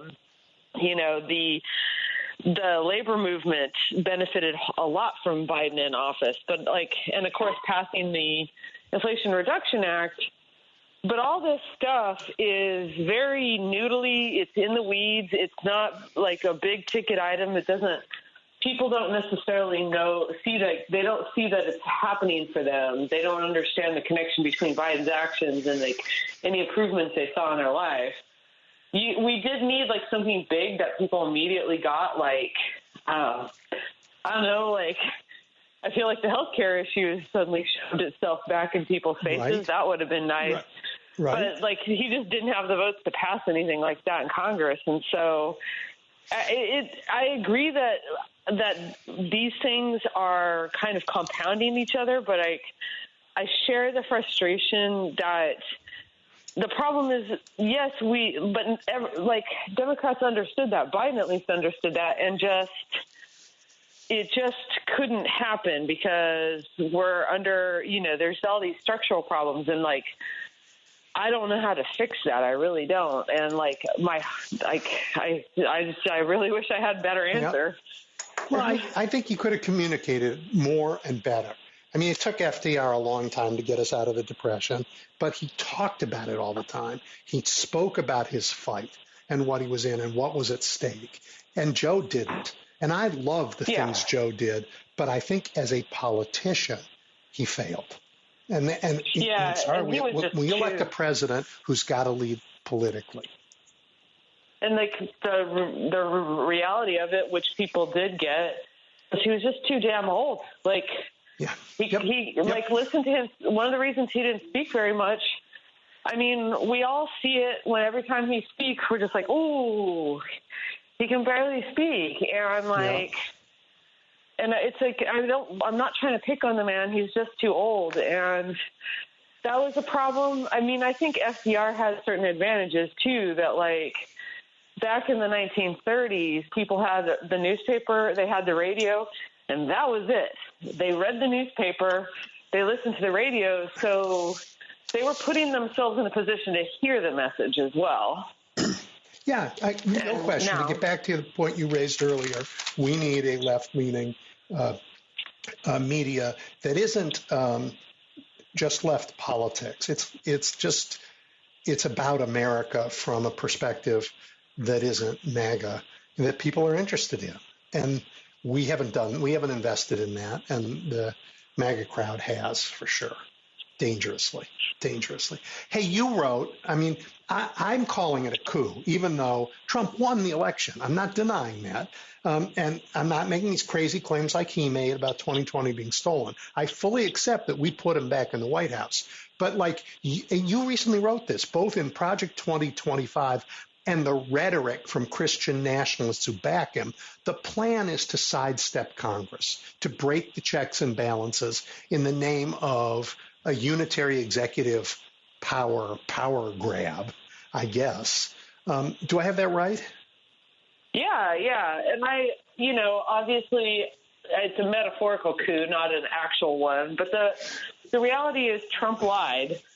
He said that he was not going to do Project 2025 when he was in office, and already they're doing Project 2025. Like, they're following the playbook exactly. He's putting all the people that were behind the playbook into positions of power so they can enact it. So, I think a lot of the Democratic messaging, for understandable reasons, around Project 2025 focused on specific things in it, like, getting rid of health care coverage and prices that people are enjoying right now, or, book banning abortion, things like that. But really the scariest thing about Project 2025 is it's written by a bunch of Christian nationalists who don't believe in democracy and have come up with all these schemes to turn the president into a dictator. And by that, I mean turn themselves into dictators, because Trump is just going to let these guys do what they want, and he's going to rubber stamp it. And, it sucks because the architect of all this is a guy named Russell Vought, and he's going to be the head of Office of Management and Budget. And I can just hear people's eyes closing, and I can hear them falling asleep as you say this. But, the OMB writes all the checks. So Donald Trump put a Christian nationalist in charge of the money. And this guy is crazy. He really wants to turn this into a Christian nation, a theocratic nation, and he has all these schemes for using the power of the paycheck, as it were, to evacuate the federal government of career bureaucrats and just put a bunch of bug-eyed theocrats into power, where they're going to do everything they can to turn this country away from democracy and toward, a Christian version of Iran, basically. Yeah. Well, it isn't just going to be the money, because he has like-minded appointees for the Justice Department, for the military, for FBI. They will use not just the power of the purse, but actual power to lock people up. And they promise to do that. Whether they do or not, they promise to do it. Yep. Yeah, I cannot emphasize enough how scary Pete Hegseth is, because he is a true believing Christian nationalist. He goes to a Christian nationalist church where the minister preaches that it is the duty of Christians to take over all nations and run them according to their very conservative interpretation of Christianity. One, I would emphasize that one of their primary tenets is this idea that women should be in total submission to men. They even the leader of his church even repeatedly has suggested women shouldn't have the right to vote. That's how radical they are. And to give that guy the military, that's a choice, right? And you do not, the military, he speaks often about having a Christian army and having soldiers for Christ and all this stuff. And I don't know exactly if he's got a fully formatted plan in his mind. He seems kind of like an erratic dude, Pete Hegseth, but he definitely does not think that the U.S. military should exist as it does, as a beacon of freedom, democracy, protecting, the secular United States. He definitely sees it as a force to sort of push his religious will on the rest of us. Right. And so the oath that he and everyone else swears is a lie. Yes. They do not, in their mind, they have created this elaborate, logic where they say that swearing to the Constitution and swearing to the Bible, or their version of the Bible, I want to be very clear, are the same thing. And it's it's obviously not, but the main thing is, in the de facto matter of it, is that they are going to be there to enforce their religious vision, not the law of the country. And it's very radical. The leader of Pete Hegseth's church thinks that the ideal time in the United States was in the 19th century. He defends slavery. He says that it was a time of racial harmony that we've never had back. And I'm not kidding. Madman. Okay, so I can't believe I'm going to go here on the radio, and I'm going to go here with you, but I am, and if it's at all inappropriate or uncomfortable, just stop me. Because I don't think we find ourselves in this place suddenly, as if some foreign horde swept in and took control. I think we have to reflect on the journey that brought us here step by step. The obscene wealth gap, for one, the abandonment of communities that I talked about, the other. There's something else that I haven't heard much discussed, and I can't believe I'm going to ask this.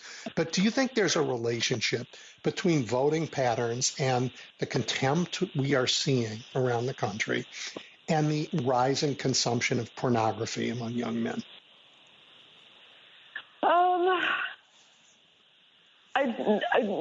It's complicated is what I would say. I think that pornography, I would consider pornography more of a symptom than a cause, right? And I'm not against pornography. I think a lot of it's fine.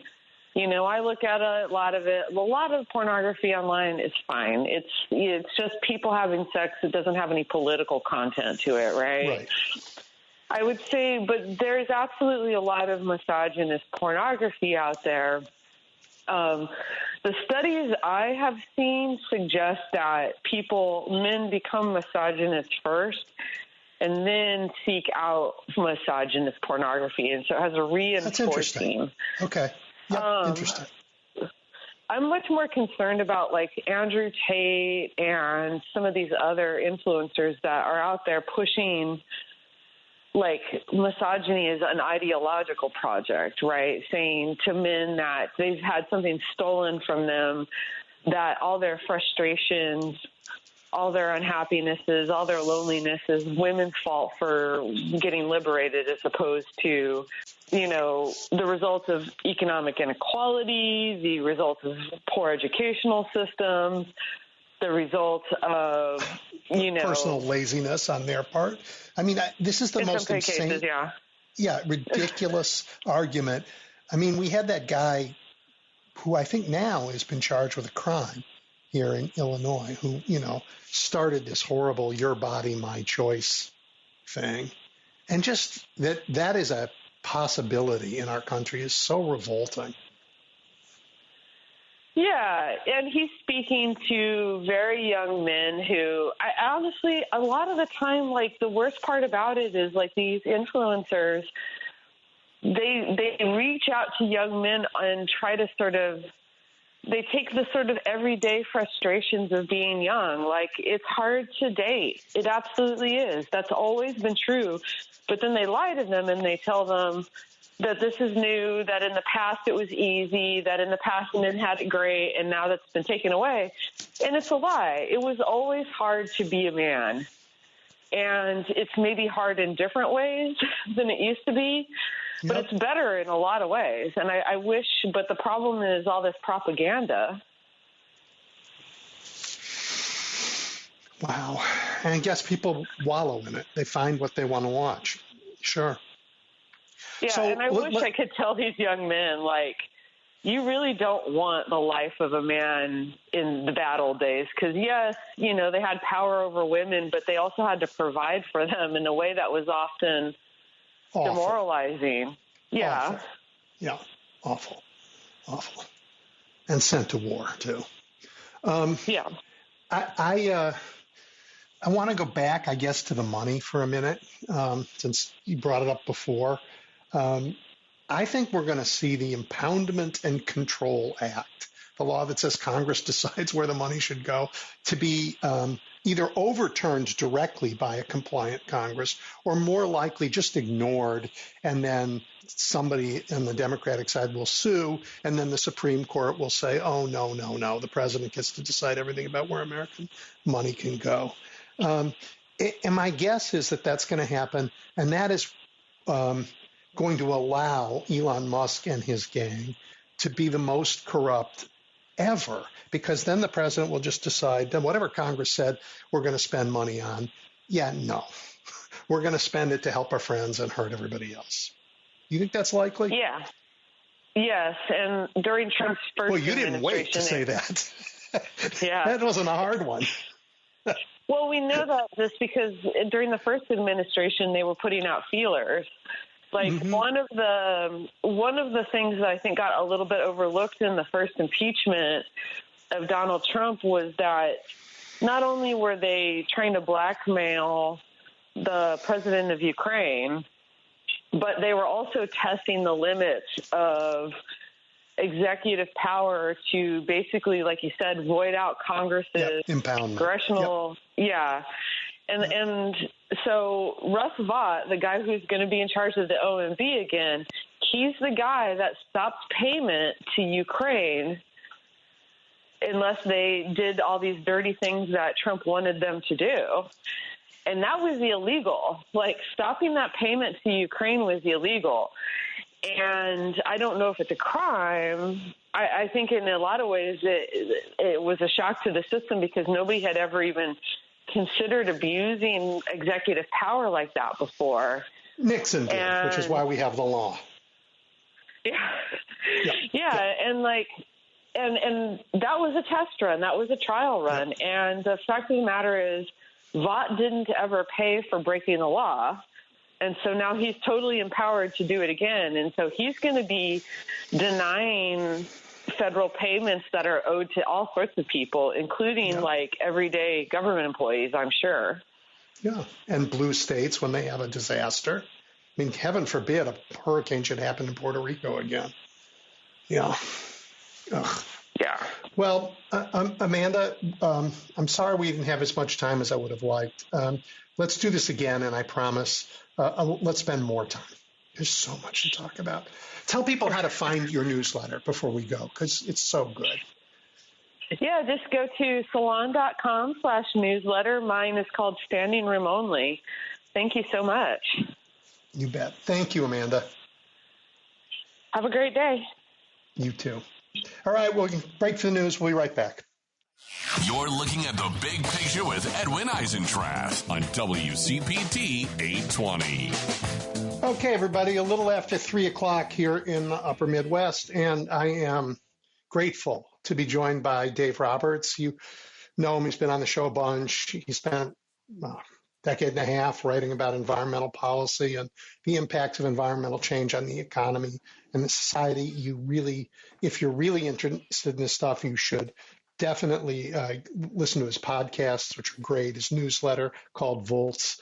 I learn a lot from it. And, we spend some time on this show together sort of translating the stuff that he does at greater depth into something a little bit less depth. But if it's interesting, you should really go get it right from the source. Dave, welcome back. Hey, Edwin. How's it going? Okay.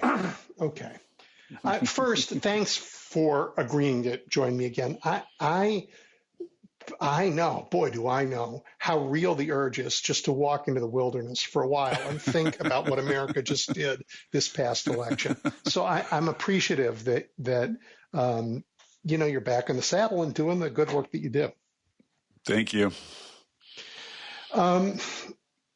You decided, I think, to stay focused and continue to talk with interesting people about the good work they're doing with respect to climate change. And, you do it brilliantly. Can I talk to you about two of the most recent shows that you had? Sure. One that, being live radio, I'm going to call it the Enscatification, I think I'm allowed to say, of clean energy tech.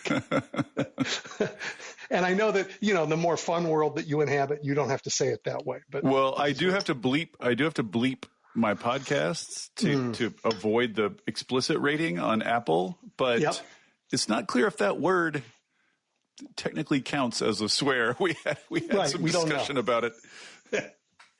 I listened to the whole thing and I was fascinated from start to finish, but like 98% of it never got to clean energy because it was so, I've talked on this show about the right of repair, but I've only talked about it in the context of Senator John Tester and farming, and the ability, what happens when a tractor breaks down. But you guys went into it in such detail, and it affects so much more of our lives. I wonder if you will back out and tell everybody what we have all signed up for that we don't know we've signed up for. Sure. Yeah. I could have used another hour to talk to Corey. We talked for almost 2 hours and like you say, only toward the end did I even get to all the stuff that I originally wanted to get to. There's just a lot to cover. So, this term of his, which we can't say on the air here, Enscatification is our version, is a term Corey came up with, I think last year, to describe what happens to tech platforms, and really caught on. It's like the Macari Dictionary Word of the Year. It's everywhere. Everybody's talking about it. So I think it really, really struck a chord. But the theory of inscatification is about tech platforms.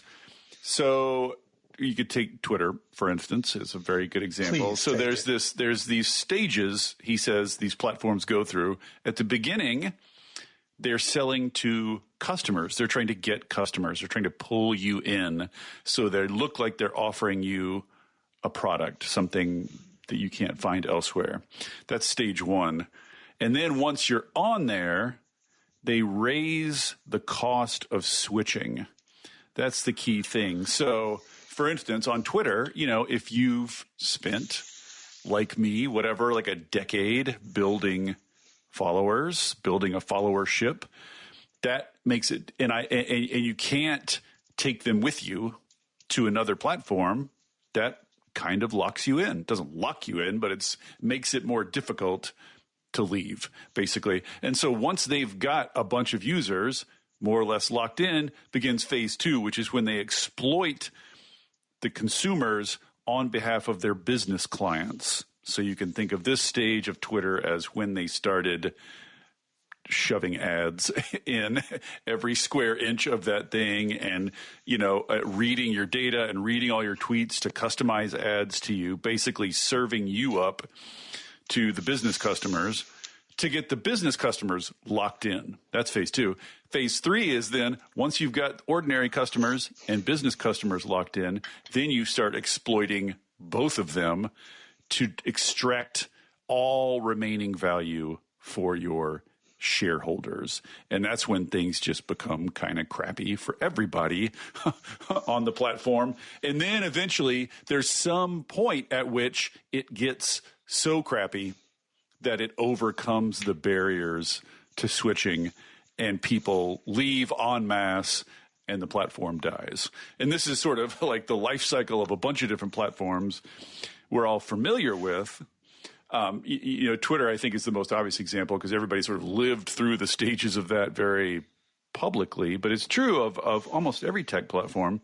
And the whole thrust of my podcast with Corey, the whole reason I wanted to talk to him is because, I think the most familiar examples of this phenomenon are with sort of like social media platforms, but it's also physical platforms. Like you mentioned, tractors. So like now John Deere can sell a tractor where when it breaks down, if you try to fix it yourself, they can remotely lock it up and brick it and make it non-functional. You have to use their parts and their technicians. Like you literally have to have a John Deere technician come to your farm, look at the part you used, ensure that it's the right code, feed in a code so that the part then works, right? So all these farmers now are locked into John Deere's platform, and they've invested all this money in these tractors, and they've invested all this money in this relationships with the technicians,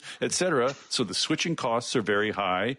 And now John Deere can just cripple functions on those tractors. It can move functions of the tractors over to a paid subscription model, right? Like you can have just the bare bones tractor for free, but if you want, XYZ functionality, you have to pay every month. You know what I mean? Like once they've got you locked in, they can just squeeze you and squeeze you and squeeze you. Gas pedal costs more. Yes. If you want a functional gas pedal, you have to pay extra. This is happening, as Corey mentioned on our pod now, it's happening in cars now too. Like people might remember the car maker Fisker. It's one of these new EV startups, launched with a big splash, put out a couple of models, very high-end, nice-looking models with their own proprietary software running them.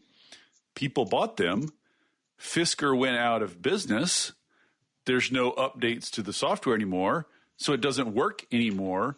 So these Fisker cars people bought are like, it's like you bought a phone from a company that went out of business and the phone doesn't work anymore because there's no software updates for it. So this is a society-wide thing right now. Like the platform model is eating everything, right? Like things you might once have thought you were buying to own, right? Like once you bought it, you own it and can do what you want with it. More and more objects are being moved over to this sort of, you're renting basically. Like think about printers, inkjet printers. Now they have little computer codes that will brick the printer if you try to replace the ink with an off-brand ink cartridge, even though off-brand ink works perfectly and is a lot less expensive. It's perfectly well, and it's like a third or a quarter of the cost. Yep.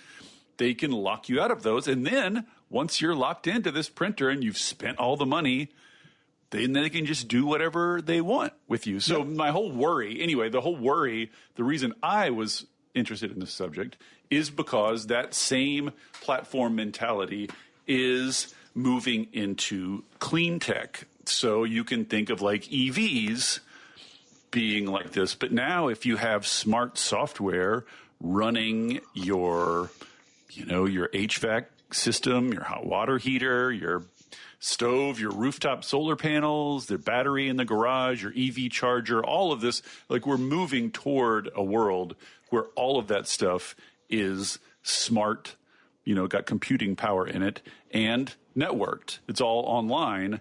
And so it's moving onto a platform. And so my worry is like, it's one thing if like a social media platform you're on goes sour and you have to abandon it. But it's another thing entirely if it's your home, right? If it's your house that a company has locked access to. Now you have a company that can brick your house if you try to repair your own stuff or buy an off-brand part or do something that's not in the approved manual, right? So all these same negative dynamics that affect platforms are going to move into our homes and our vehicles soon. So we really need to address this. We need protections in place before this happens because people are going to be real upset if their homes get bricked, and that's going to cause a lot of backlash to the whole movement, right?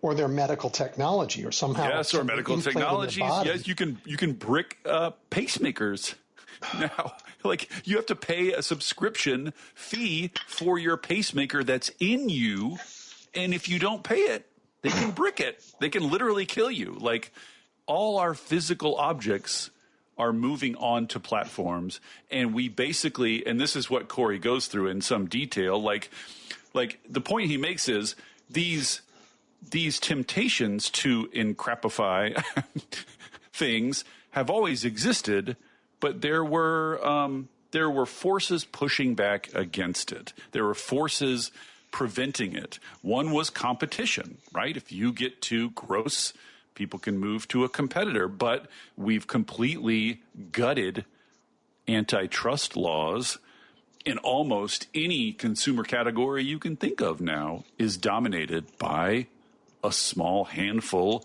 of giant companies. And it's, if you have like 80 companies competing, they can't really team up to bully regulators because they don't agree among themselves, right? You get the natural sort of diversity of opinion.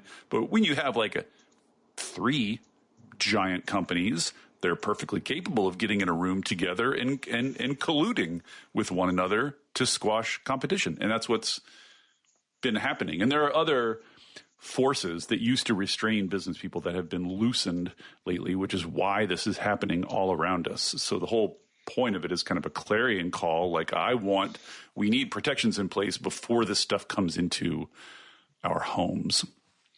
So those protections, certainly better antitrust enforcement and privacy law, better privacy law. Privacy was next, yeah. Talk about that. Because we have failed on privacy. Corey's fun fact is the last federal privacy law we got was in the 80s, and it said that a video rental store can't tell anyone what videos you rent. That was the last privacy law in the U.S., and it was like 30. But tell everybody why who they blew the whistle on that made that. Oh, I forget. Wasn't it Bork? It was Bork. Wasn't it Bork when he was up for the Supreme Court, right? And he had been renting a bunch of smutty movies, I think. And I think what happened is like Corey jokes about this. All the legislators saw this embarrassment, and they're like, "Ooh, I've rented some dodgy stuff too. We better pass a law." But that's it. Like so.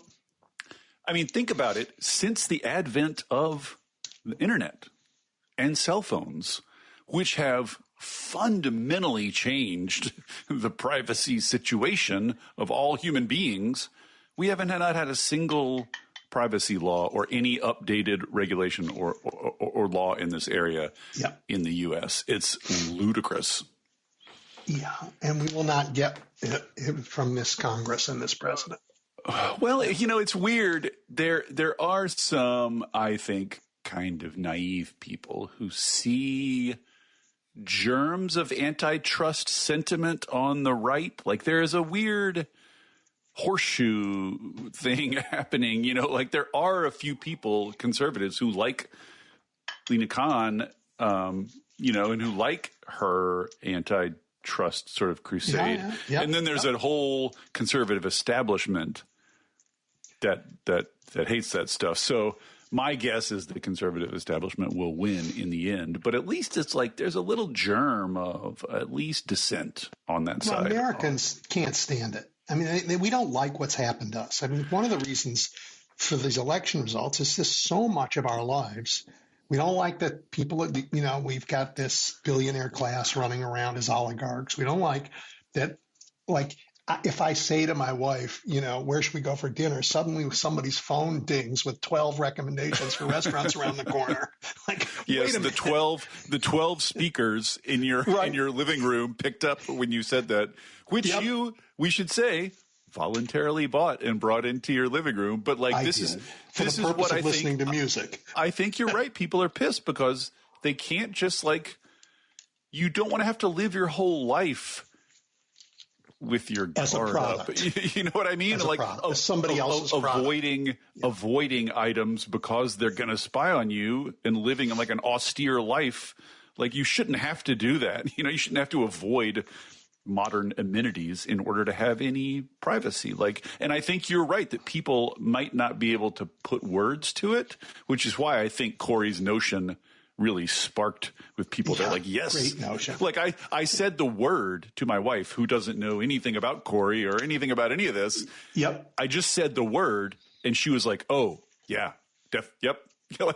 Instantly knew what it was about, right? Because I think people just get all around them that they're just being treated shabbily, right? They're just they don't have any.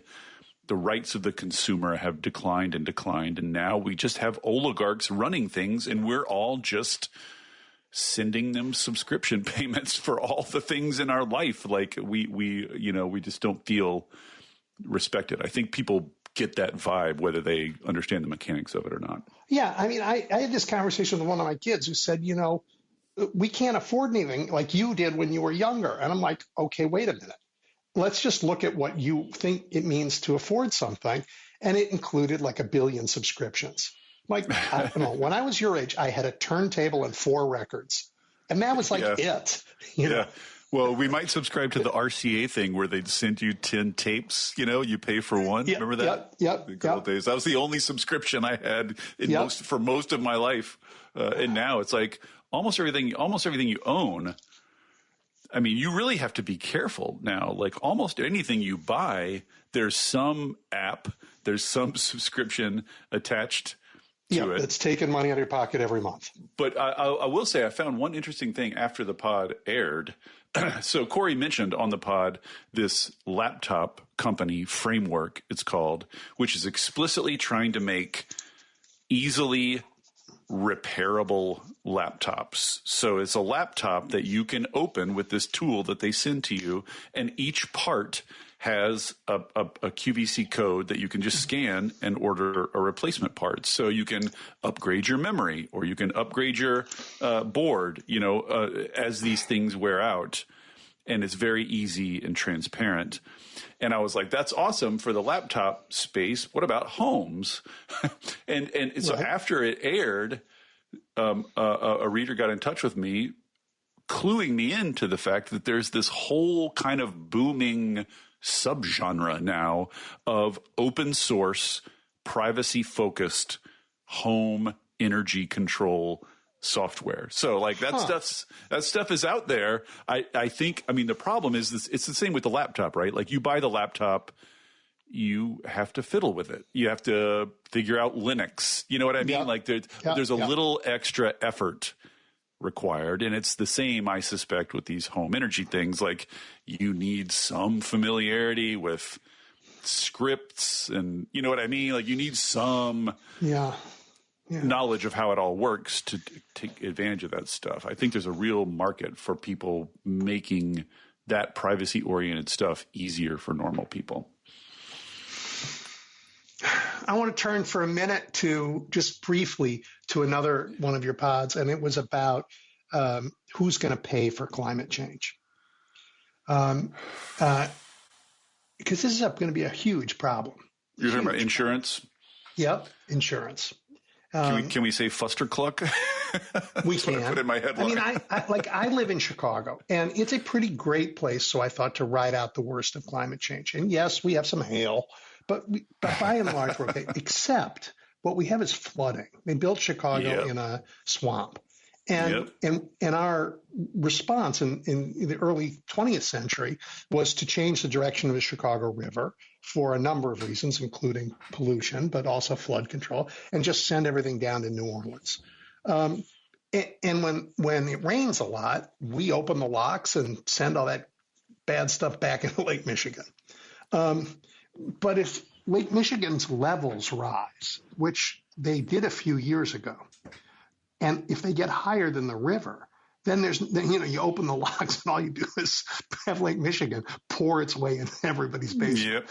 Yep. I mean, just to make the obvious point, every place in the U.S. was built in different climatic circumstances than the ones we are now living in, and different than the ones we're going to live in 5 years or 10 years. I mean, this is what climate people have been saying for years, like, these are not incremental costs. Like at a certain point, you're talking about remaking cities and moving whole peoples. Like this is not. It's huge. You can only put this off so long.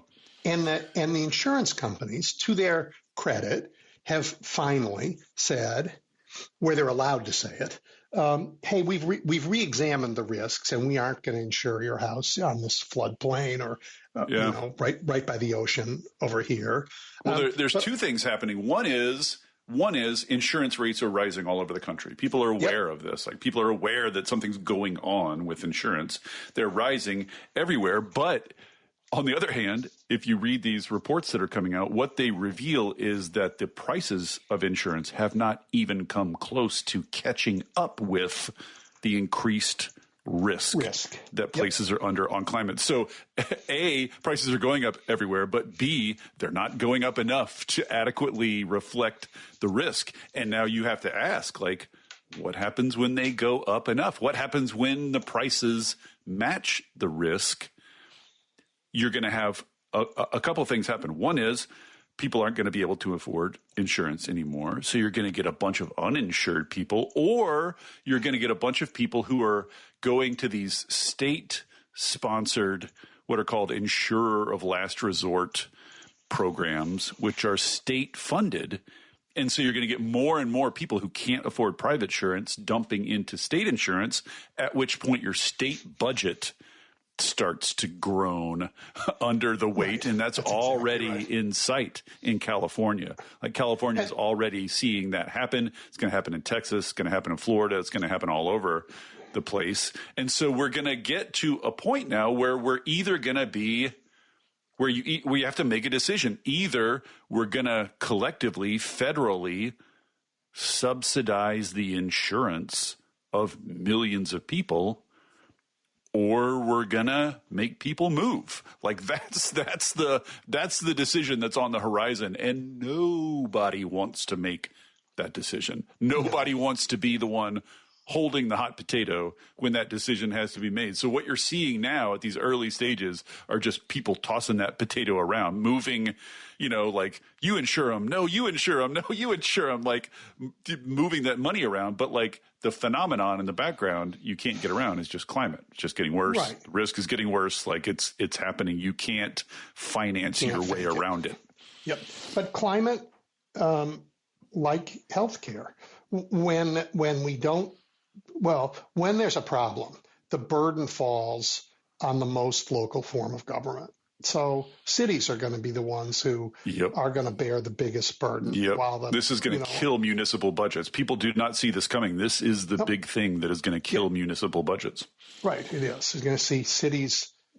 There is no municipal bankruptcy really, but they'll see cities and think about who to gets shift bailouts. the burden to the states. But it's going to be very, very difficult. Just look back at the history of the U.S. Like when things happen, who gets bailouts and who doesn't, right? Like that's like, I'm not sure. I couldn't predict. I wouldn't begin to predict exactly what form this all takes in the future, but I can guess a few broad things. And one is that like poor people are going to get screwed and rich homeowners are going to get bailouts of some kind or another. We can already see that happening too. Yeah. It's a bit of our history. All right, one last thing. It's just I thought about your earlier piece on the loss of reliable government information over Thanksgiving because I had a mild case of COVID. And my family wanted to know what the latest and best information on things like quarantine. Like, could I have my Thanksgiving meal with everybody or not? Turns out not. Who do you ask these days? I asked the CDC, or my wife asked the CDC, and got very good information. But soon, I guess, that, it'll just be telling people, oh, don't worry, eat your turkey and take your ivermectin, and everybody will be happy. Yes.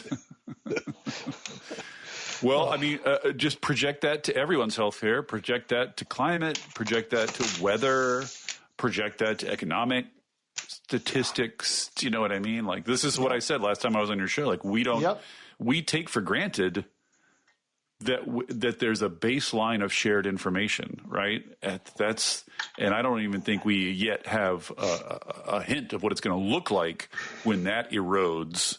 Yeah. That's like the last thing that's kind of holding us all together. Well, the good news is that's not really what Americans voted for, even if that's what these guys are claiming. So I wish them the shortest honeymoon on record. I mean, people who live under fascism are always like, oh, this isn't what we voted for. But like, but here we are. History offers plenty of lessons. And at a certain point, if you don't get that that's what you're going to get when you vote this way, like, read a book. Sorry, I'm grumpy about this. Yeah, so am I. It's a very good like watch the History Channel for 5 minutes. Like it's not. These are not subtle patterns here. No, these are not things that require a lot of discernment to pick out. Like the dynamics that elevate authoritarian strongmen are very well understood, and you can see them coming a mile away. And we did see this coming a mile away, and a bunch of people banged on their chairs and warned about it. But like, our information ecosystem is broken. Our ability to, broken. And this is to me the thing that we can't get out of this without some attention to. Like, there's no way we can restore rationality or shared education, anything without something done to the information sphere. I'm fully in on that, but my silver lining is going to go back to where we started, the enscatification of everything. People said, why hasn't my government made my life better? Why am I daily insulted by, nobody paying attention to the pandemic? To the drug problem in my state, my community, nobody paying attention to the violence in my community. Nobody in government cares that my speakers are spying on me, and I don't like it. It's creepy, right? And so they said, to hell with it. My government doesn't work. We're going to change everything. And I want to say that that's what people were reacting to, the enscatification of all those things, more than they were reacting to, I really think this is the guy who should be in charge. Oh, no, totally. I mean, this, if you look at any authoritarian, right? Like this is the thing. This is what I keep saying about patterns. Like if you look at Turkey or look at Hungary. One of the things all authoritarians have in common is they have this strategic vagueness about what they're actually going to do so that everyone shares the discontent, right? Everyone has this shared discontent. But then in terms of like your positive program, you can read whatever you want into Trump and the Republicans, right? Like he said so many different things at so many different points. Everyone convinced themselves that like, oh, he's secretly on my side. He really he really shares 49% did. Yeah. You know, so like, so no one was, it was not a positive program. You're right. Everyone's just upset. Everyone's upset and they don't know who to blame and they don't know how to fix anything. And in those circumstances, let's just burn it all down is like, that's what people crap for. I hope that we can get through this, but when we do get through it, we better take these concerns more seriously. And that, I think, is the... Yes, I mean, this is what I've been saying Democrats should run on. I've been saying this for years and years, is just we can have nice things. We don't have to live like this. We don't have to have grubby, you know, privacy-stealing, exploitative platforms. We don't have to have that. We don't have to have healthcare that's an unholy nightmare on top of your health problem, right? We don't have to do that. Other people have nice things. Even other people spend less money than us and have better things than us. Like, we can have nice things. We don't have to live like this. That's what I want Dems to run on. Like, this sense you have that everything's getting crappier, that everything's exploitative, that everything's kind of grubby, that nothing's has any lasting deep value. That sense, like, we share it, but we don't have to live like that. Like, we can, there are people and places around the world who have figured out how to live in a way that is pleasant, right? And just people like in democratic pleasant systems who have democratic governance. And we could do that too. That. There's no reason we can't have nice things. Don't listen to the people who tell you all the reasons you have to put up with this crap. You don't have to. Oh, well, that's going to be our last word, but it was a good last word. Thank you, as always. I really enjoy our conversations. Thanks, Edwin. You bet. All right, everybody. I'm a little late on everything today, but when we come back, it's your turn. You know the number to call. Edwin Eisendrath is taking your calls now at 773-763-9278. The Big Picture is on now. WCPT 820. Jim, kick us off. Yeah, hi, Edwin. The New York Strangler is being shown to the Army-Navy game by our Vice President-elect how to properly strangle people that are homeless or mentally deficient. I don't know if you've ever had that chokehold. I've had it a couple of times at a couple of bars. It's very dangerous, but indeed, I barely escaped with my life. But anyway, that's a lovely thing to do. And then the breaking news on Channel 7 today was our president, the man of the year, is going to save us from these flying objectiles that are going around the country. He's going to look into it immediately because he thinks that he could solve it. You know what I mean? Because he can solve everything, you know, because he's got that giant brain, you know. He's got a giant brain, all right, but, you know, Edwin, you know what kills me? He has got the biggest behind in the history of the American presidency.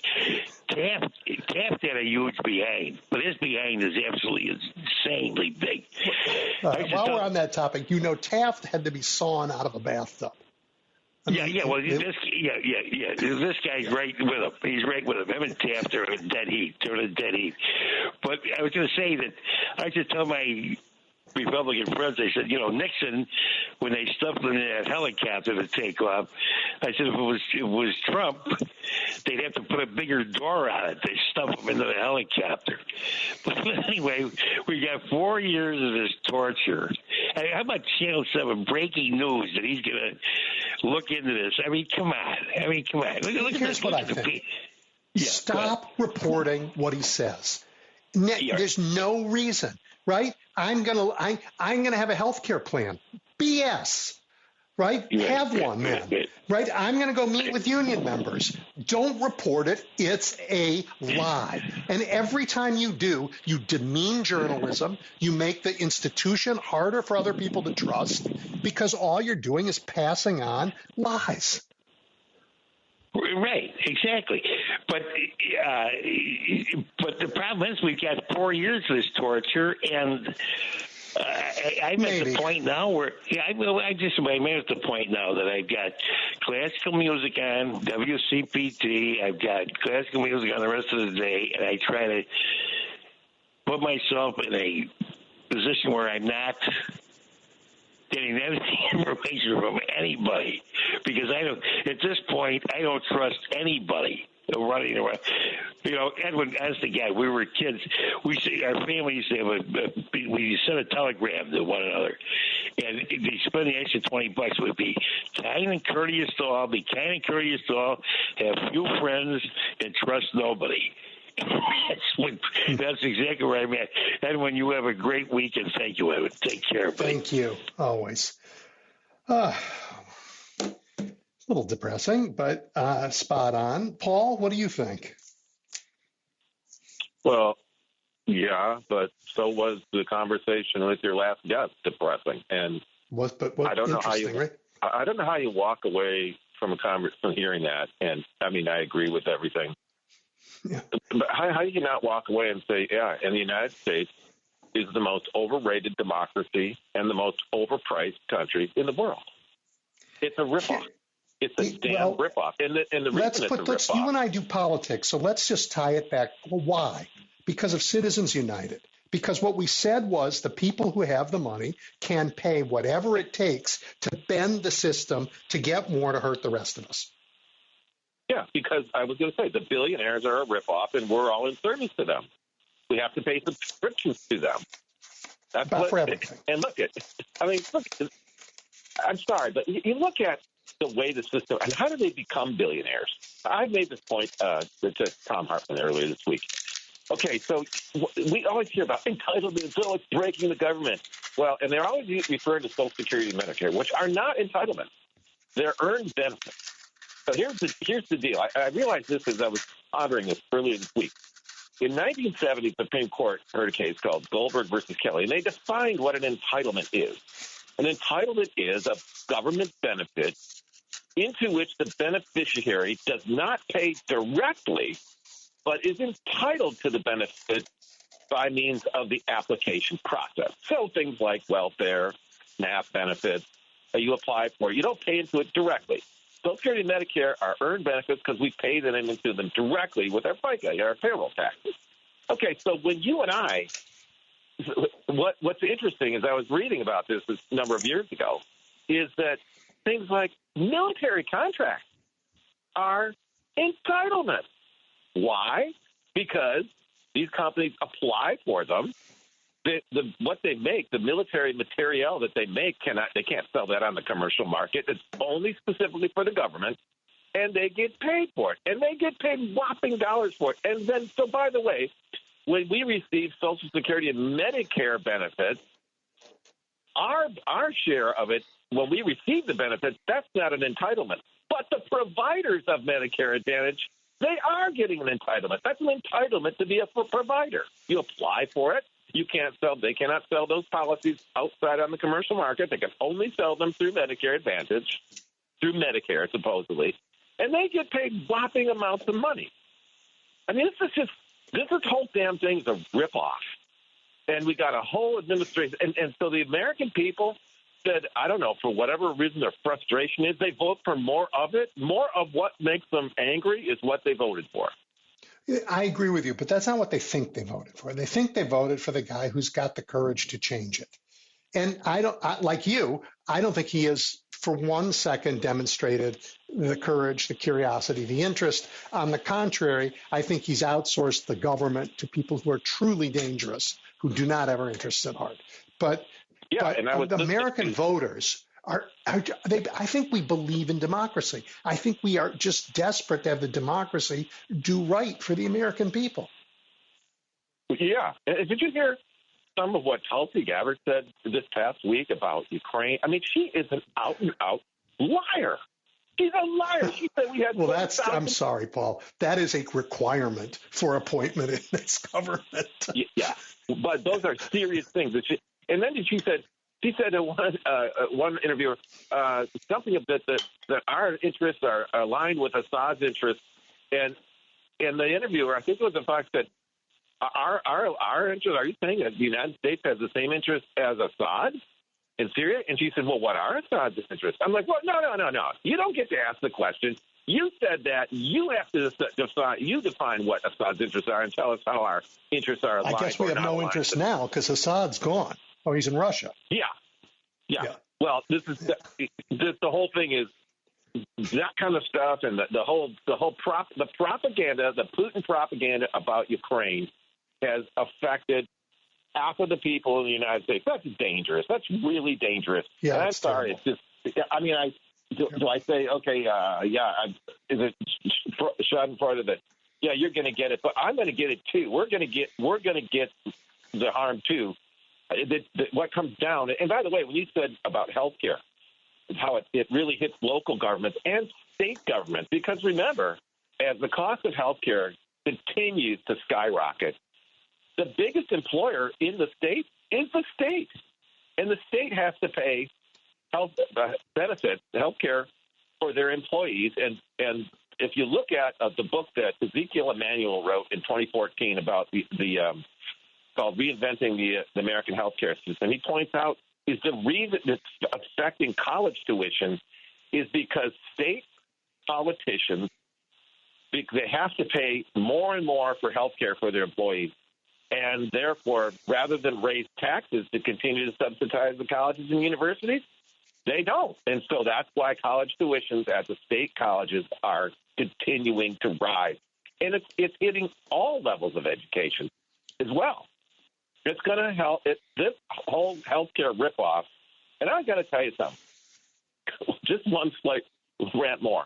This is why why Democrats have to apologize and fall love each other about how we don't support murder of this Brian, the CEO of United Healthcare. I thought we were the gun grabbers, but somehow it's Democrats. As if Republicans support skyrocketing healthcare and being denied coverage. Well, I don't know, but he certainly at least. This guy, I hate to sound crass, but at least he only shot one person. He didn't shoot a dozen more people. And that's what J.D. Vance would tell us is, well, there's no fun accepting that, but that's just the way it is in America. Well, this guy got who he was after and started a big discussion about health care and what a ripoff it is, because it is. Yeah. And at least. But next time. I hate to, but I'm not going to fall over to apologize. Oh, no, we're not for that. We're not for that. Well, he started a discussion, and maybe if that's what it takes to wake people up, then you can blame it on the left. No, I think people were awake, and I think people are complaining a lot about it. I think that discussion, Americans know how messed up that is. I'm not for political violence, and I am interested, though, in the crazy different reactions the country had to this shooting and to what Kyle Rittenhouse did. But that's a different story for a different day. Anyway, Paul, thank you. Thank you. Thank you. Take care. Yep, thanks. You bet. Greg, you're next. Yeah, hi. The reason I'm calling is, this is on the topic of Citizens United. And, I'm 67 years old, and this year my wife and I, we donated about $1,700, actually closer to $2,000 for candidates to win their offices. We used a tool called Oath. I'm not sure if you're aware of it or not, but find it to be a very good way of doing things, because it allows you to not donate to campaigns that are well funded and or don't really have a chance and or will win without any further funding. Okay, so it lets you target your donations to the proper campaigns. But the thing I get thinking about all the time is, why is it that, I have to even think of donating to campaigns of candidates from other states other than Illinois, where I live? And it's all because of Citizens United. And it's like can't win. It's a catch-22. You keep whatever it is, you keep chasing your tail, trying to help the right people, but in the end, there's no way you can win. For example, the tester in Montana, he was one of the people that we supported. Thank you for that. How can you go against Mitch McConnell and all the money that him and all his billionaires have backing him? And, he always puts I appreciate that. This cycle, we had more money. Yeah. Democrats spent more money than the Republicans this cycle. We did. It wasn't the money that cost us, but the system that was set up from Citizens United has bent the rules terribly. But because of people like you, we did. We were competitive in the amount of money, I think for the first time, it didn't win the election for us, because we were up against other headwinds, and we spent the money in ways that were. Look, they spend the money all year long building a propaganda machine that brands Democrats badly and brands Republicans in ways that they really aren't. When we raised all this money, we spent it. We raise it and spend it on candidates and elections. They're smarter. They don't care about who their candidates are. They spend it on information infrastructure and branding 24 hours a day, 365 days a year. We have to deal with the information imbalance in America, and I'm trying, and I know a lot of people are. I mean, really good people now are putting their heads to this. And one of the, if there are no benefits really, but one of the side outcomes of spending more money than they did and losing is that the people who raised the bulk of that money are now questioning the strategic ways that money was spent. And that's a good question, because we do need to use it. Go ahead. If I could just say a final thing, please, because I know we're getting close to the end here. Have you ever heard of Oath? Yeah, I know what it is. Okay. And I mean, a lot of people use it. I don't. I have a different. I go, right to ActBlue, but yes, it's a fine platform. Yeah, because that's why I don't use ActBlue. I mean, I use ActBlue as well, but I talk with the people at ActBlue, and this is what I was looking for, the things that Oath is actually doing. And I talked with the guy at Oath or at ActBlue several times, back and forth in the mail, and it sounded like they would like to do the same things, but it gets watered down. Is my point of view. ActBlue can't do what Oath does. ActBlue is for everybody on the left. Oath is if you want somebody that does something like Oath, Swing Left does something like Oath. They help you optimize your donations where they'll make the most difference as well. Okay, I'll look into them again. I've got them downloaded. But okay, Edwin, thank you very much for the lead. Enjoy your show. Thank you. Yep. All right, we are coming up on the end. Dave, I'll let you close us out. Hey, Edwin, I was just mentioning to Paul at the beginning of the Army-Navy game, where the hell was President Biden? They showed pictures of Trump and Vance up in that big press box. I don't know the answer to that. I'm here with you guys. I don't know what's going on in the Army-Navy game. No, but at the very beginning, they showed big, zoom in on Trump, salute when they did the Star Spangled Banner or whatever, and Vance next to him. And like I asked Joe yesterday, the question, where's Harris been? Vice President Harris, she's kind of been ghosting, and, we're like a rudderless ship. You don't see much of Biden or Harris. And Vice President Harris is kind of doing like when she got her ass beaten in South Carolina primary, ghosted out. You didn't see nothing until she got chosen to be the vice president. You want to be a leader, you should be at least somewhere around the White House, just show their face around. Yeah. No, I appreciate that. Dave, remember, I asked somebody that question earlier in the show, and the answer was, part of the answer was that no matter what Democrats are out saying right now, the world of reporting is only focused on Donald Trump. It's like he's the shiny object. I mean, Joe Biden gave a major policy speech this week, a major speech. He was out there on on his record and his foreign policy, all kinds of things. And it's like, you don't know that. Nobody knows that. Why? Because the American media is broken, and they will follow Donald Trump for the ratings they get all the way to our grave. Joe Biden gave a major speech. Nobody cared. So I don't want to blame. Bottom line, though, he was not at the Army-Navy game. He's the commander-in-chief yet until the 20th of January. Yeah, I don't know where he is today. I don't know where he is anyway, today. Kind of a good scolding anyway for him, because, we're talking about that they're constantly showing Trump. Well, he was there. Yeah, he was there. He shouldn't have been in the press box. There should have been Biden and Harris up in that press box. Yeah. So anyway, that's just my frustration. I thought I'd share it with you. I know you got to close out, but thank you, Edwin, for letting me vent to you about this. Nope, it's quite all right. Appreciate it. Have a good week. All right, everybody. You bet. We are going to close. I just thought today was really interesting. I mean, the conversation on Ukraine, fabulous. And I just, we need to take inspiration from around the world. It is such an interesting time. People are longing for better lives and to be free. And that may, Americans didn't really vote for that, but that's partly because we take that for granted. Now, those of us who have been watching Trump for a long time know we can't take it for granted. It's dangerous, and we've put everything we care about at risk.